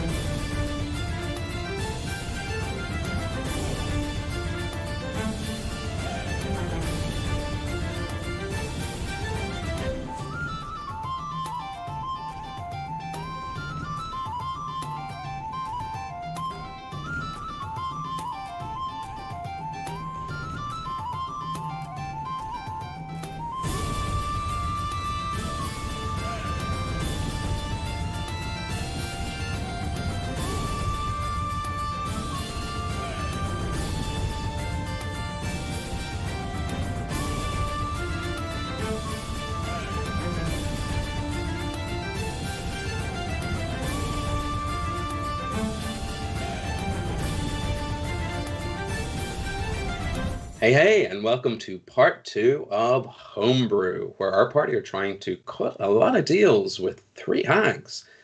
For any D&D players out there, we don't advise this tactic, but sure, let's see how they get on. We're going to cut straight back into the action. There's no post-show or post-break stuff. I'll chat to you at the end with the important housekeeping thing. So we have Arlington and Iggy. Arlington, you're up in the air. We had you coming back down because it's only a minute. Is that okay, or do you want to be up there? Just so I know.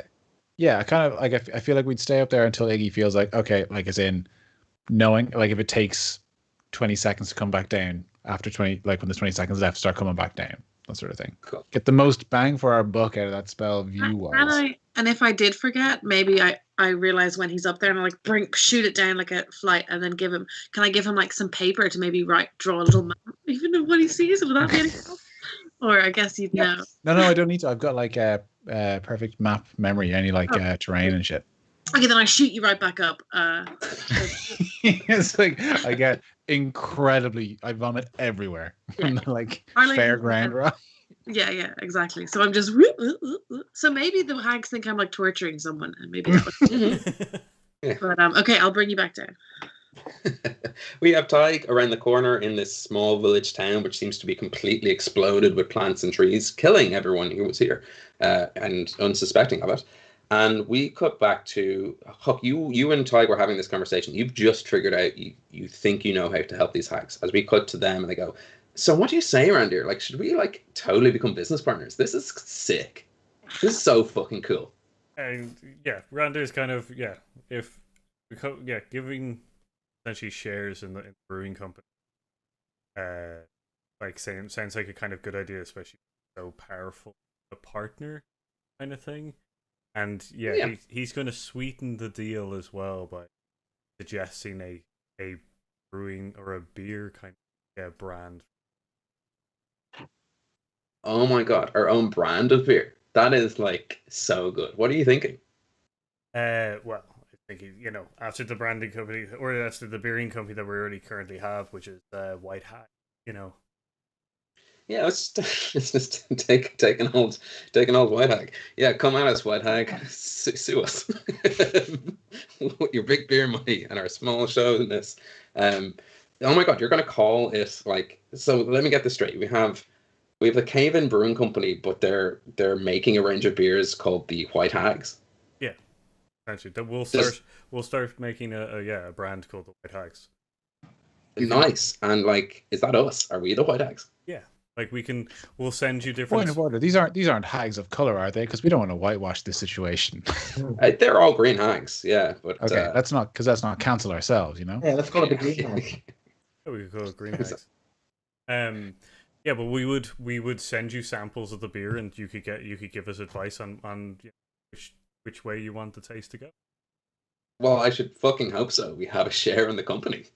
Like, we're not like market research hags. We're like owning hags. This is so.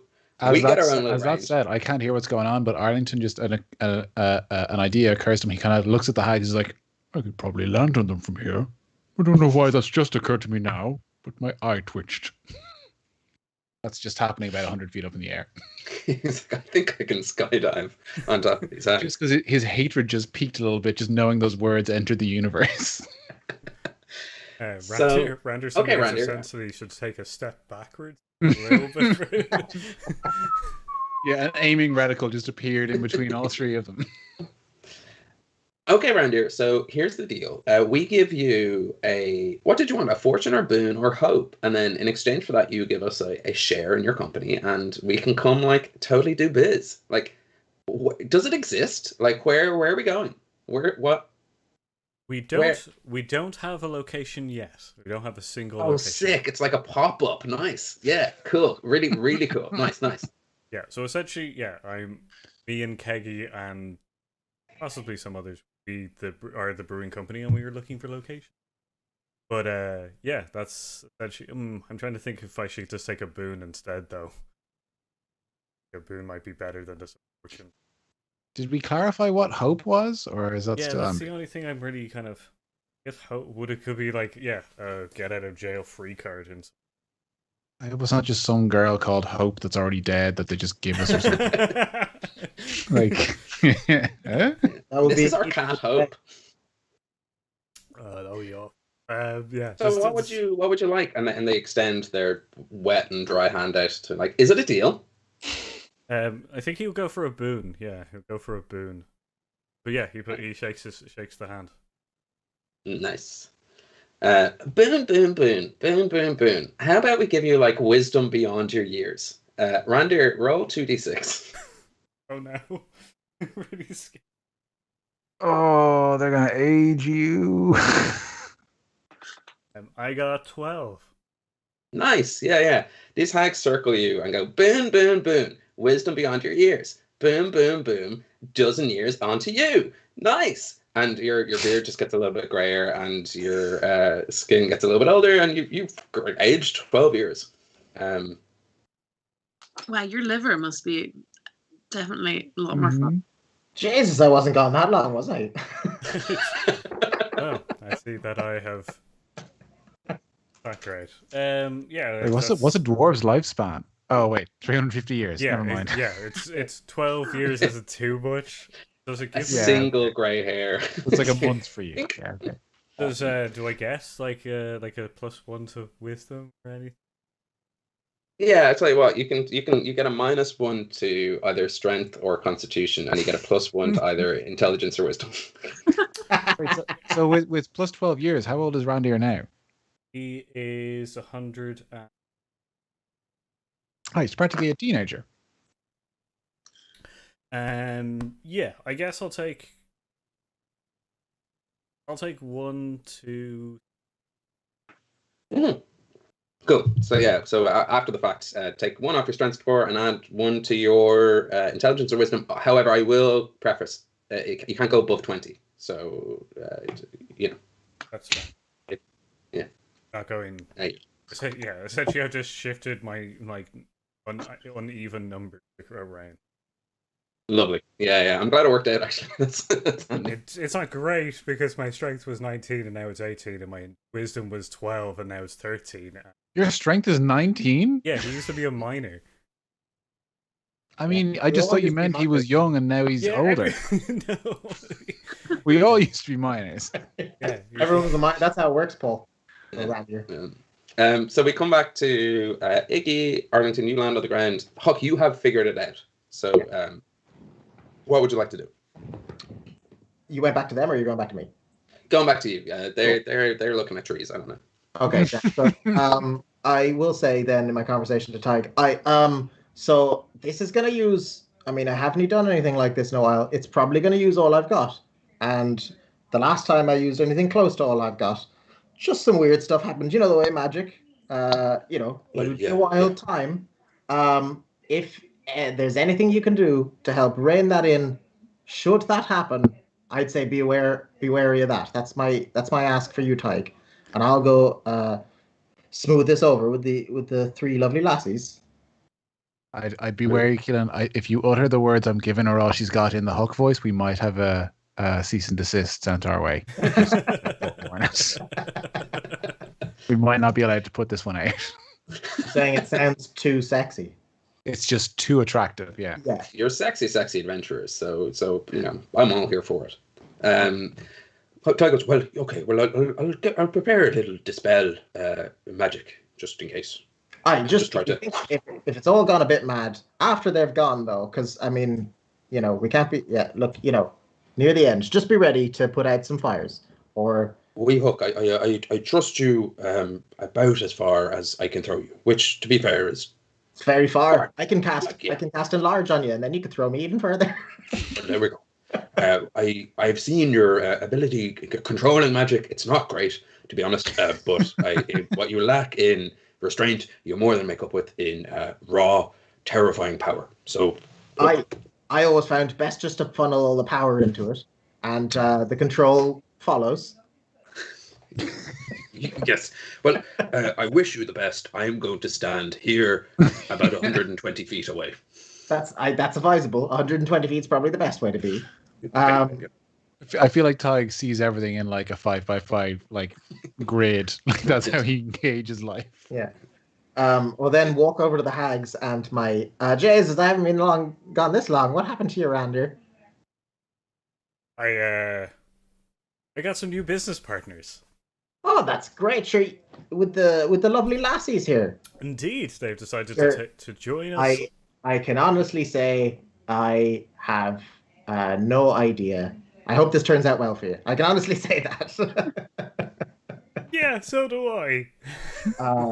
I've never had more fun than when dealing with Faye. That's what I'll say.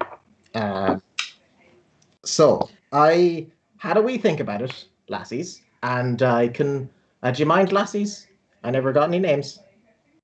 Oh, well, I'm actually Evine, and this is Avine, and that's Aileen. I think I've heard of you. The three hags, the Evine, Avine, and Aileen. I think I've heard tell one day. I didn't know I was talking to ye. Wow. Yeah. What an I mean, honor. that's us. Like, we're actually kind of like, I wouldn't say like we're known around the Feywild. Like, I wouldn't say we carry any influence, but like, honestly, sometimes like, Rander, like having us on board and like being able to talk about your beer brand and like being able to like sort of tell people about it is going to be so good for you. Oh, Ben, please don't make be them influenced. D4 influencers. It can go wrong when you ever deal with the Fae. It's always more fun than when it started. That's for So do you like, can we get going? Because as much as this is okay, actually great, so it's not the best. There's only one thing because I wasn't expecting to do this. I'm a wee scooch. I never introduced myself. I'm Huck. You might have heard of me. The Huck. But anyway, doesn't matter if you haven't. That's grand. I can teleport you back, but I actually will have to send either one of you first or two of you first, and then the one a minute later. But I can give you my word. That's it'll be exactly a minute later. I give you my word as a Fae. That's exactly what I intend to do, and I have no other intentions otherwise. Wes, you had a question, or I was going to say, I mean, I'd want to discuss it with Iggy real quick, but I think I'm going to start like priming myself for an attack in case I can see that something's being planned, and just in case something doesn't go to plan, I want to be ready to pounce. Not necessarily like around the corner with axe ready, but just like staying like behind one of the buildings. But I want to be able to see them and just be ready to. Do you want me to ready my elbow to like elbow you in the balls? Yeah.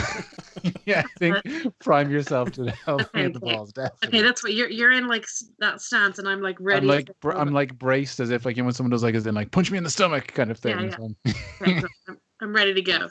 Yeah. All right.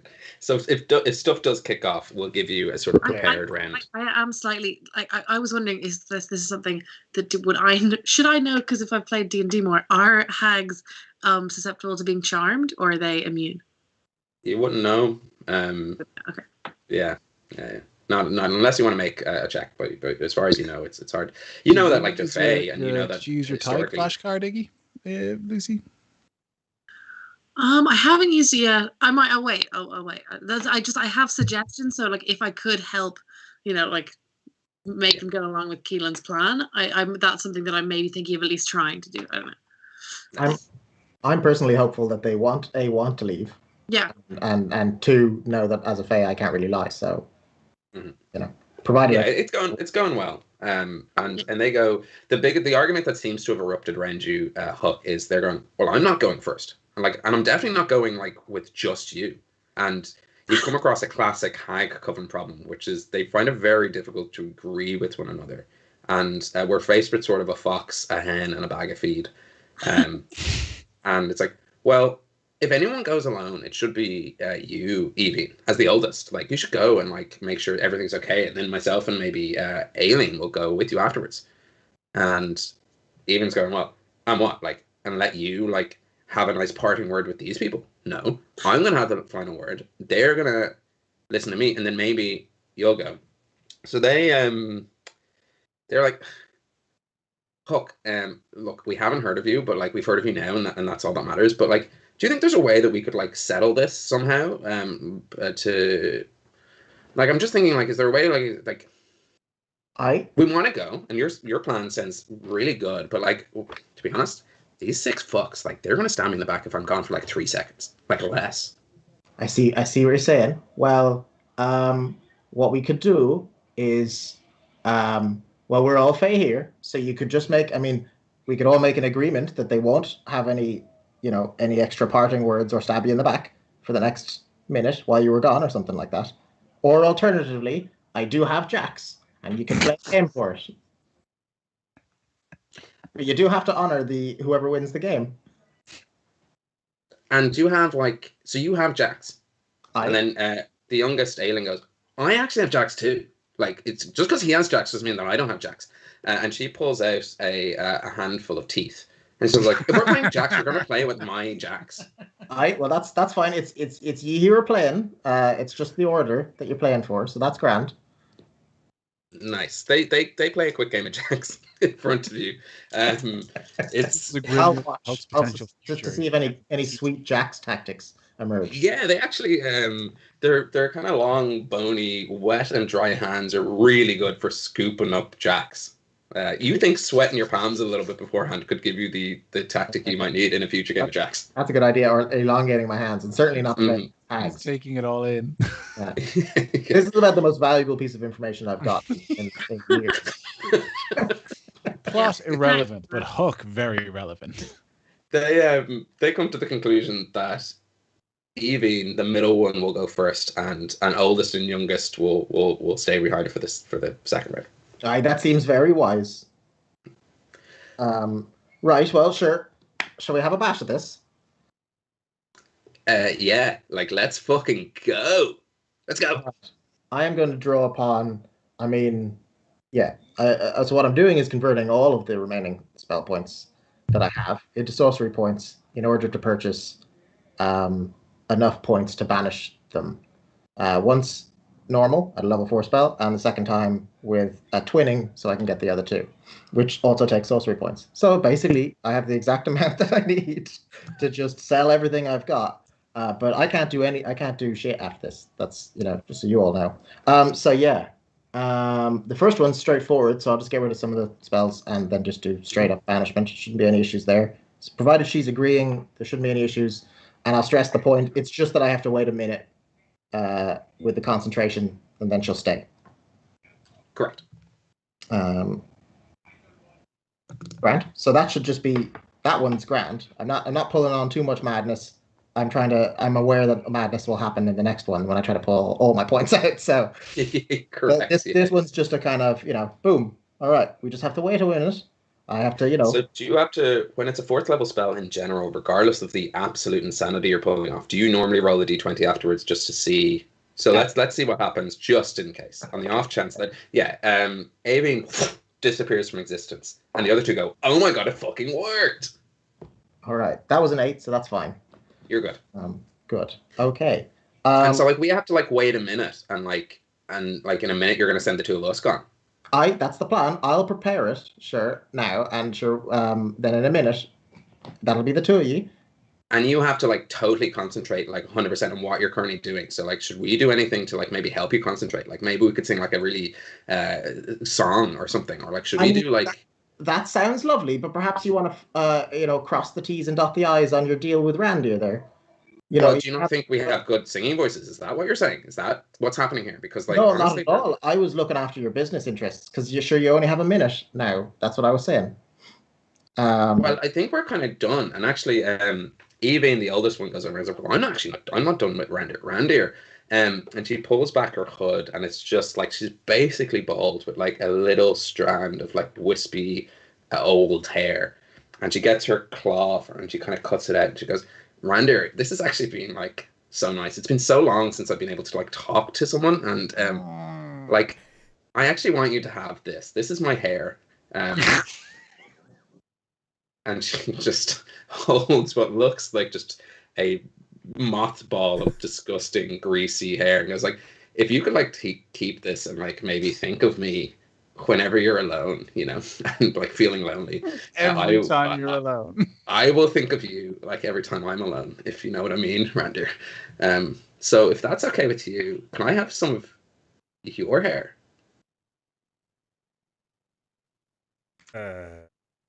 You're really trying to get a piece of me. Well, yeah, Randy, I'm trying to get like so much of you. Paul, roll a d10. To see if you vomit. 8. 8. Huck. 8 of the longest seconds from 52 to 60 pass in excruciating silence. and you can cast Twin the Banishment if you wish. Okay. Yeah, so I'm going to sell all the rest of my spell slots. So I'm like really pulling on everything I've got going to do. Yeah, I didn't even have to use the Tides of Chaos, but let's, like to give me advantage because they're willing, so it should all be grand, So I'm just drawing upon. Well, funny you should say that. Like now that this is happening, Evie turns to you and goes like, "Just give me like 3 more seconds," and she suddenly isn't as willing while she's waiting for Randir's like parting words. Oh shit! And she kind of goes like, "I'd even just like accept like a kiss or something, Randir, like just a little like just here." Unfortunately, we had set the time limit, and a deal's a deal. So I'm gonna cast the spell. So I'm pulling everything together. I mean, it's fair. It's fair. We had set the time, set a deal. I'm going when I can go. Yeah. So I'm just pulling in. I imagine like drawing upon the extra weird fey energy that's already here. Because I'm already using wild magic, and wild magic's clearly like the veil for wild magic is clearly thinner here because of the popping over already. Well, interestingly enough, and this might be why potentially this came to you. Standing here, you feel ultimately slightly more powerful than you have in the material plane. Being in a sort of crossroads, a literal crossroads and a crossroads between the planes, you are pulling magic from the Feywild through the tear in reality to help fuel this sort of impossible rewriting of physics around you. Almost as if while a rift is nearby, you have the power of 2 worlds in you. Correct. Yeah. So yeah, my hope is that it might even end up making it a little bit less darker afterwards or anything else like that. I'm trying to literally draw upon the excess Fey energy here to, in a way, hope that one, I need the energy, and 2, to help. Yeah, it does. Yeah, very much does. Cool. I rolled a saving throw with advantage for Evie, and it was a 10 both times. So she unwillingly is being banished as she turns to Randir and goes, "I'm going to fucking remember this," in her last second. Mr. Goldrum, I don't feel so good. I was going to say that Randir is holding up one of his Tinker boxes that's just got a picture of himself. He's got it out, handing it like as she disappears, and he's just like, "Oh." Oh, we're giving her like a little portrait of yourself. Yeah, one of my Tinker boxes that I have. Yeah, nice. She'll take it. Like, oh no, I actually do have a gift. Everything's forgiven around here. Sorry. just. I thought you meant it was like when a guy in war looks at a locket of his sweetheart, but the photo is just you looking. You're looking at yourself. Like, God, I'm handsome. I gotta get home for this guy. Cool. Hook. So you cast Twinned Banishment. Yeah. So the second time round, I'm casting the 4th level spell, and then I'm twinning it. The 4th level spell can only target one person, so I can twin it. So I can twin it to cast on the other 2, and provided that they were willing and it worked, that's grand. I'm gonna say because I got rid of like 6 or 7 spells or whatever it was, on top of then casting this twin, so it's at least 1d20 roll. But I reckon because of exactly what I'm doing and using all of the magic spells I have, if you want me to roll a couple more times on just to see if any wild shit happens. So let's get them disappeared. So they disappear from existence, and you feel your body coursing with energy for a moment in time just before you expel it and banish them to their own plane. In the next minute, of which you have to concentrate or else they come back, it won't be like a kind of will wild magic happen. It's happening. Okay. So I need you to roll a percentile dice, and we'll Oh, see. okay. Finally getting into Fantasia territory, baby. Yeah. Dun, We've been dun, traveling dun. with Mickey Mouse for 2 years. That's a D10. Right. Okay. Cool. Percentile. Yeah. That is 72. 72. Let's get weird. This is fun because it's almost like the counter one you got last time. But we have this. I've made a special wild magic table for Hook that's sort of inspired by the campaign and the themes of the show. It's on our Discord. You can check it out, and we'll post it up on any show we use it. We tend to post it on social media. But 72 is really simple. You just can't get drunk for the next 5d6 days. No. So if you roll 5d6, 5d6. yeah. Homebrew is cancelled, everyone. Thanks for watching. It's the end of the arc, end of the season. 1, 2, 3. By the way, did Brander get that lock of like weird hair? Yeah. You have a lock of.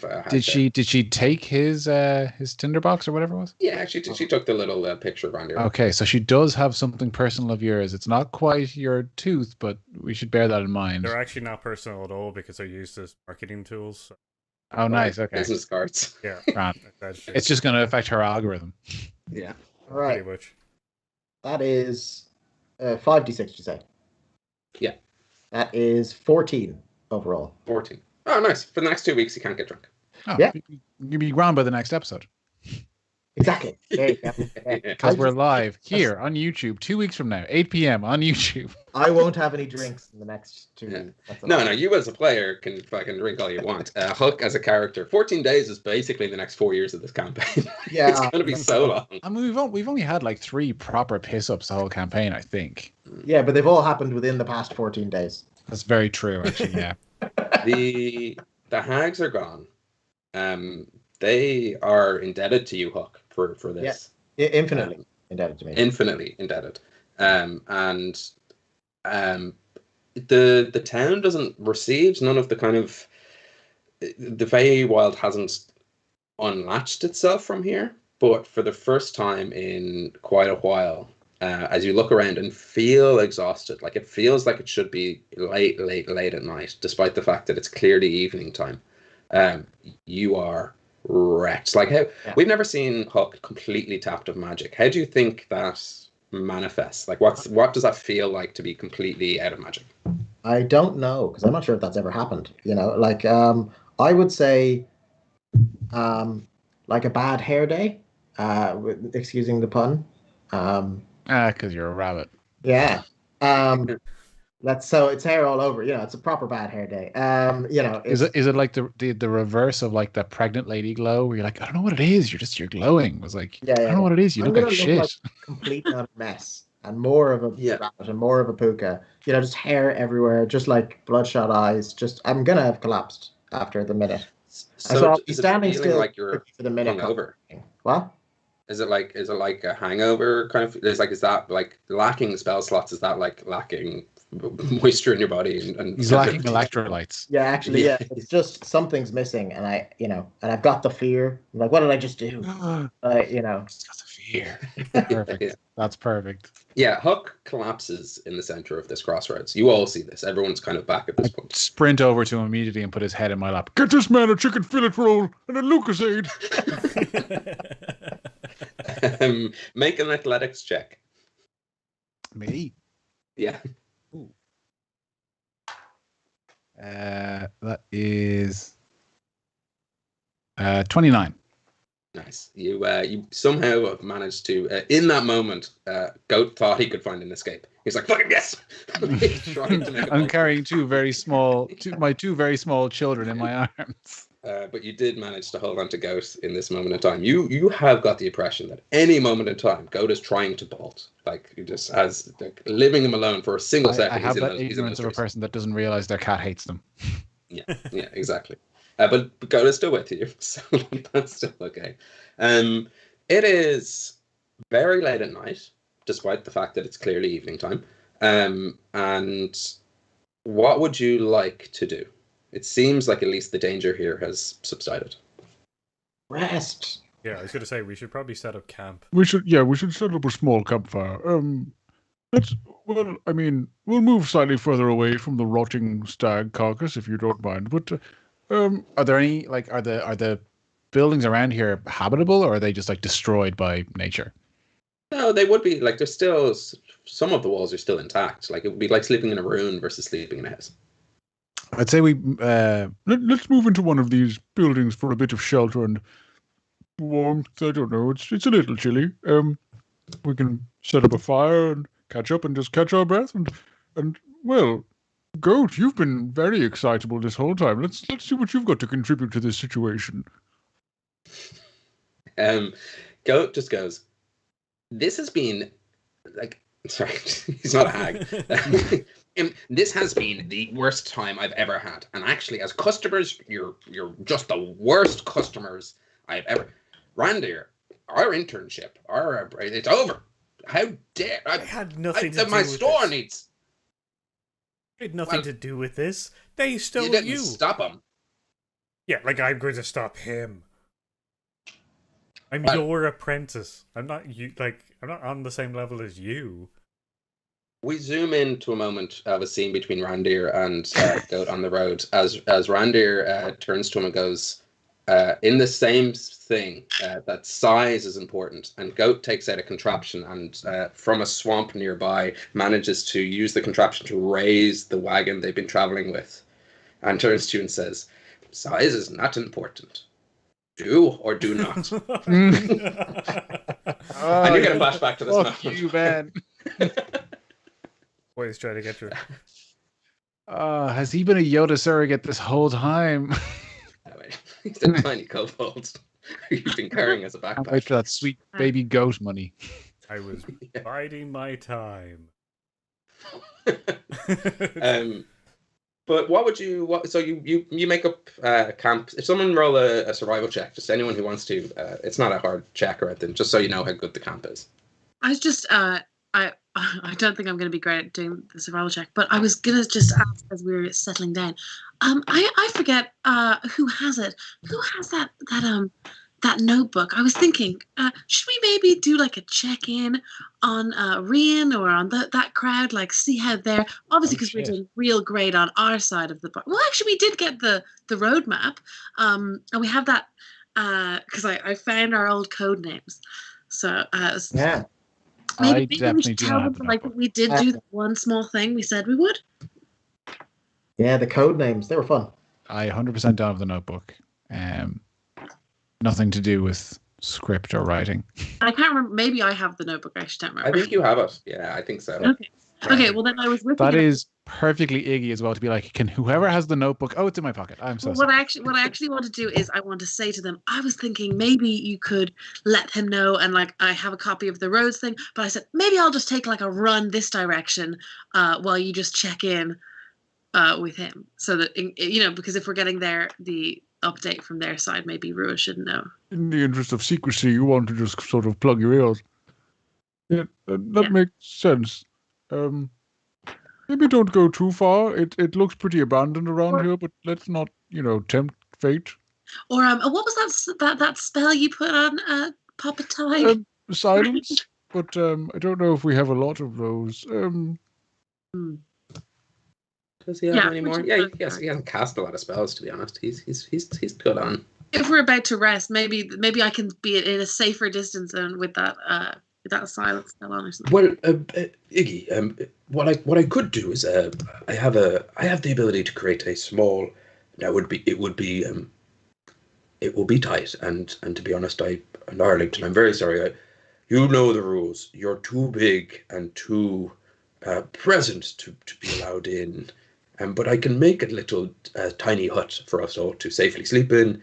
Arlington, you know the rules. You have to sleep outside the house. I'm too big a present to give. That's what you always said when I was young. Yes, too big of presents to give into the small, radiused, enclosed space. And you're always so pleasantly loud at night. Yes, I do get louder once the sun sets. I sleep outside and I howl at the moon. I can't help it. It's adorable. But Iggy, we could possibly, if you don't mind, actually, I'll cast this, and then the lads can go in and they can do whatever this is, and you can just be outside, and you would be none the wiser. I think that sounds perfect. But you To be will be honest, allowed I'd to be more sleep in comfortable staying here. outside and making sure nothing attacked anyone anyway. Yes, sir. So it's my idea. Yeah, yes, I was merely reminding you, of course, of your idea. As Tyke casts Liamon's tiny hut and a 10-foot radius, a mobile dome springs into existence above and around you. It will last for 8 hours, which is perfectly fine for a long rest. But he has to stay inside. And so 9 creatures of medium or smaller can fit inside the dome. I'm still a medium creature. It's your smell and your snoring. God. It's not actual restriction on the spell. It's not. It's not a mechanical thing. It's a character thing. Okay, that's fair. Why? I've not once. Nowhere on my character sheet does it say that I smell, but I missed one session and everyone agreed that Arlington smelled, and it's become canon. So much hair and so much fighting. As a player, I'm fine with it. It's very entertaining. But I was like, I feel like I'm having a trait thrust upon me. It stands to reason, Arlington. It does, but it doesn't mean it doesn't hurt. So this little dome springs into existence, and you can all bundle in and use the notebook should you wish. What would you like to do? Well, what I was just going to leave for the guys is just the notebook and like the drawing of the roads that I would have made from the thing. Yeah, we could if the notebook does it straight. I mean, I'm asleep. I'd say that's probably clear, but you can draw the map in the book. Yeah, just to send them the map, because that was what our thing was to do. Yeah, absolutely. You sketch into it the map pretty clearly. In fact, because you know the map, Iggy, unless there's like knowledge the other way, you could sketch the map in. Yeah, that's true. It's I don't want Rua to necessarily know what the other guys are up to. And this isn't you don't need to roll for this, but Rua knows where the roads are, so it's not new information to her. Yeah, she knows that I went and did all that, and yeah. Ted told her. Because so you can getting all of the people in Hibernia to stand on the roads when she mushes it, that's not ruining her plan. So that's what I'm like. That's what I'm maybe trying to do, is just try to. Although you look around this town, which was on the roads, and they didn't do too well. That's true. Okay, I'm putting that into my my research. Sure. One of those nice small villages that had like a motorway built through them. They're like, well, at least that's the worst thing we'll ever have to deal with. Yeah. Those visitors. D4 visitors. Is there anything you'd want to do before you go to sleep? Because basically, as night doesn't fall because it's evening everywhere, but as you guys fall asleep, that's where we will kind of wrap up this episode. But we do have time if you guys want to talk about anything or do anything, or as night comes to close. Well, I guess Randy would really like to be filled in. Well, easy, Randy. What happens in the hut stays in the hut. Yeah, it has been. So let's do that. Yeah, because he hasn't really he's heard about your exports and stuff like that, but this seems like a deeper thing that you would have kept hidden from the random things that he heard about. There's kind of this like, what is going on? Like I kind of understand about the roads being weird. And stuff, we used to have 2 halflings, then we lost one. Well, I was actually thinking the same, Render. It would be good to just know, Arlington, like what the plan is. Like, Iggy, if you wouldn't mind just stepping outside. But actually, I should step outside because Arlington's outside. I cannot let him in here. We'll step out. Iggy, you stay in the hut. The hut is nice. You stay here. We'll step outside. I'm gonna read my evil book then. I'm gonna keep reading. Yeah. Is Ty glad I'd leave the hut? Fabricated a magical reading nook. Well, that's actually a good point. I actually can't leave the hut. So Ty pokes his head out of the hut, but he's ultimately still inside. Do you know what? I think if it makes more sense, why don't you all go in the hut? I would rather stand guard anyway. To be honest, I don't have much to contribute to the plan, as it were. So, well, my boy, no, Arlington, you tactically, you would have a lot to do. Like, don't be saying that. I mean, it's the decision between whether you kill this Rua character, and Randa Rua, from what I've understood from Arlington, is an archfey trying to destroy the world. But I think we talked about this when we talked about setting up your group. Yes. He's kind of poked his head out, so he's okay. yeah, you're fine. Yeah, he's heard about the archfey thing, but I guess it's kind of more if there's any other kind of things that he's kind of getting in. Okay. Okay, so if it makes sense narratively, I guess Iggy waits in the hut while we discuss. I've sort of been meaning to very quickly. I won't take up too much of the planning phase. Randy, at one point in my life, I sort of met the whole pantheon of our current gods of Hibernia. It was a whole thing, wonderful time. Yeah, I told you about that, Huck. I did it. I'm asleep. No. I'm exhausted. It's only recently occurred to me that if I could reach out and contact them again, they might be able to offer some more information on what's going on, or perhaps if Rua's done this before. Because we don't. I mean, she's a little bit unknowable. We know that she's Iggy's mummy, and also an archfey. I don't know about you. Do you know much about the archfey? No, that is not my expertise. But surely arch is an engineering term. So one would assume, yeah. but sadly not. They're the load bearing. Yeah, the load keystone. Yeah, no, they're a little bit different. Like that's what Rua is. But I mean, it could be an engineering thing. I mean, the thing is, we've never actually met her in person. We've only ever seen her in trees or in Ignatius's case, puddles. We don't actually know what she looks like, really, do we? Except for that, everyone thinks that she looks like Rua. Yes. Of those that have seen her, they do think she looks like Iggy. So we've got some idea. But we don't know that they saw her true form as well. Aye, that's a fair point. Oh my God! What if that's not how Iggy looks? She could have been used in disguise, since that. I mean, she could still be dressed as a blonde person from session 3 or something. So does this answer your question, Randy? Not at all. But it's a lot from what I expect from this group. You seem to be... Randy, it sounds like either way you won't be getting your brewery until the world is safe. Which is kind of a shit one, because you've sort of promised Hags that you... Well, hold on. Let me think of it this way, Randy. Would you rather launch a brand as Randy, the startup, dying light, underdog, or Randy, the world's savior, who then moved into brewing? That's sort of starting at step 10. I'm just gonna. Can we just put a pin in this moment, because at some point in the future, Randy's gonna use his flashcard to come back to this moment. Feel great again. I mean, that's sort of wrinkling my brain a little bit with the way time works, but sure. Randy's just gone still, and he's just like, "This sounds like an amazing idea." And automatically takes out Goat's invention thing and is starting to read the invention book to see if he can find anything that could be helpful for the crew and stuff. Goat sees this and goes, right, will now that we're... But I guess if it's about saving the world, I'm a little less annoyed at you, Randy. Is that not abundantly clear? Were we not telling you this whole time about the whole world ending?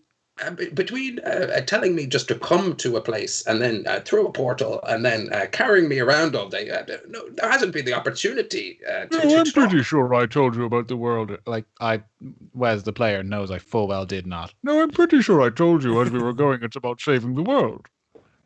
Well, look, if I can help, then naturally, Goat, world saver, inventor.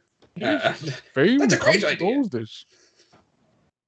If we could use one of your contraptions in order to save the world, think of the sale. He's talking in his sleep again. and Dwight goes, how do I... Here's the thing. I think we're all pretty sleepy tummy time. for us, and perhaps a night's rest and a good breakfast in the morning and a good fry up, and we can figure out, Arlington, whether the best plan is to kill Rua, which I personally don't approve of, but you could also, I suppose, understand her and see if we can find a way. Like today, I suppose, with the Hags, where there was an understanding there, and they wouldn't be my favorite type of people, but they be people, and that's fine. And or like maybe imprison her, not in a place, but in time. So we could potentially do that, but I'm thinking it's a little bit unfair if this is Iggy's mother, that she doesn't get a say in what happens to her parentage, and so I'm It's going to sort have of hard to run the plan past Iggy, to be honest with you, because it all relays back to Rua. Well, I was thinking, and Mr. Gross, if you don't mind, you seem to be very good at making stuff, and I seem to be very good at thinking stuff, and we could probably think of a way to make something that would just kind of Between the two of us, perhaps the DM can save this plan. Yeah. Can I get a tinfoil hat? to potentially make a tinfoil hat, just to block her from any sort of impending thoughts, and just a day's thinking on it would be enough, I think, to the two of us to potentially it'd be using divination magic, I suppose, and we could just somehow shield her from it. If we could spend some time, we have the time before we have to meet the our accomplices. I'm certainly game. It seems like there's no one around here. I'm certainly game for any kind of magical experimentation. Well, how about that then? Then tomorrow we get started. We clear a little workspace and we figure out how to save the world and how to make sure that we're not excluding Iggy from the world saving. Because if she wants to start a business, then maybe she should want to be a world saver. I don't know what she'd be into. I do feel bad excluding Ignatius at every opportunity. It's not wonderful. She is catching up on a lot of reading, though, and that's always good. You never have time anymore. That's it. I mean, look, when the world's ending, you don't have the time to just give yourself. I tried the audiobooks, but it's just someone talking to you, and it's not really the same. They haven't thought of how the book ends. It's not the same. But I agree. A more visual representation of entertainment is often more enjoyable. A picture book, yes. Yeah, exactly. But boy, look, we couldn't be closer on the same page, which is tapped because we're talking about books. And anyway, when you said about experimentation, Randy was already unpacking the alchemy supply sets, and the brewing stuff, and all his contraptions out of Keiki and his. Yeah, let's. We can actually even do it. We might as well, I think. And as players, by all means, stop me and go, can we go back to this? Can we do that? Like all that kind of stuff, because I don't want to push this too forward in time. But let's say you all get a delightful night's rest, and we pick up tomorrow in the kind of early to late morning where your setup is set up. So as players over the next 2 weeks, think about what resources you might need, what kind of equipment, what sort of supplies, what you might need to build a anti-divination contraption. And we'll do it. We'll fucking do it next time on Homebrew. So as the sun doesn't set, because it's perpetually evening, you guys all get a full, long rest, and we will pick up this time in 2 weeks, right here on YouTube, or if you're listening to us on podcast, right here in your ears. Before we go, if you've enjoyed the show and you want to support us doing more of this, there's a little thumbs up like button below, so give that a little click. There's a subscribe button. Give that a little click too. If you're listening on the audio podcast version, go over to YouTube and just click. If you're watching on YouTube, go over to the podcast and just give a follow.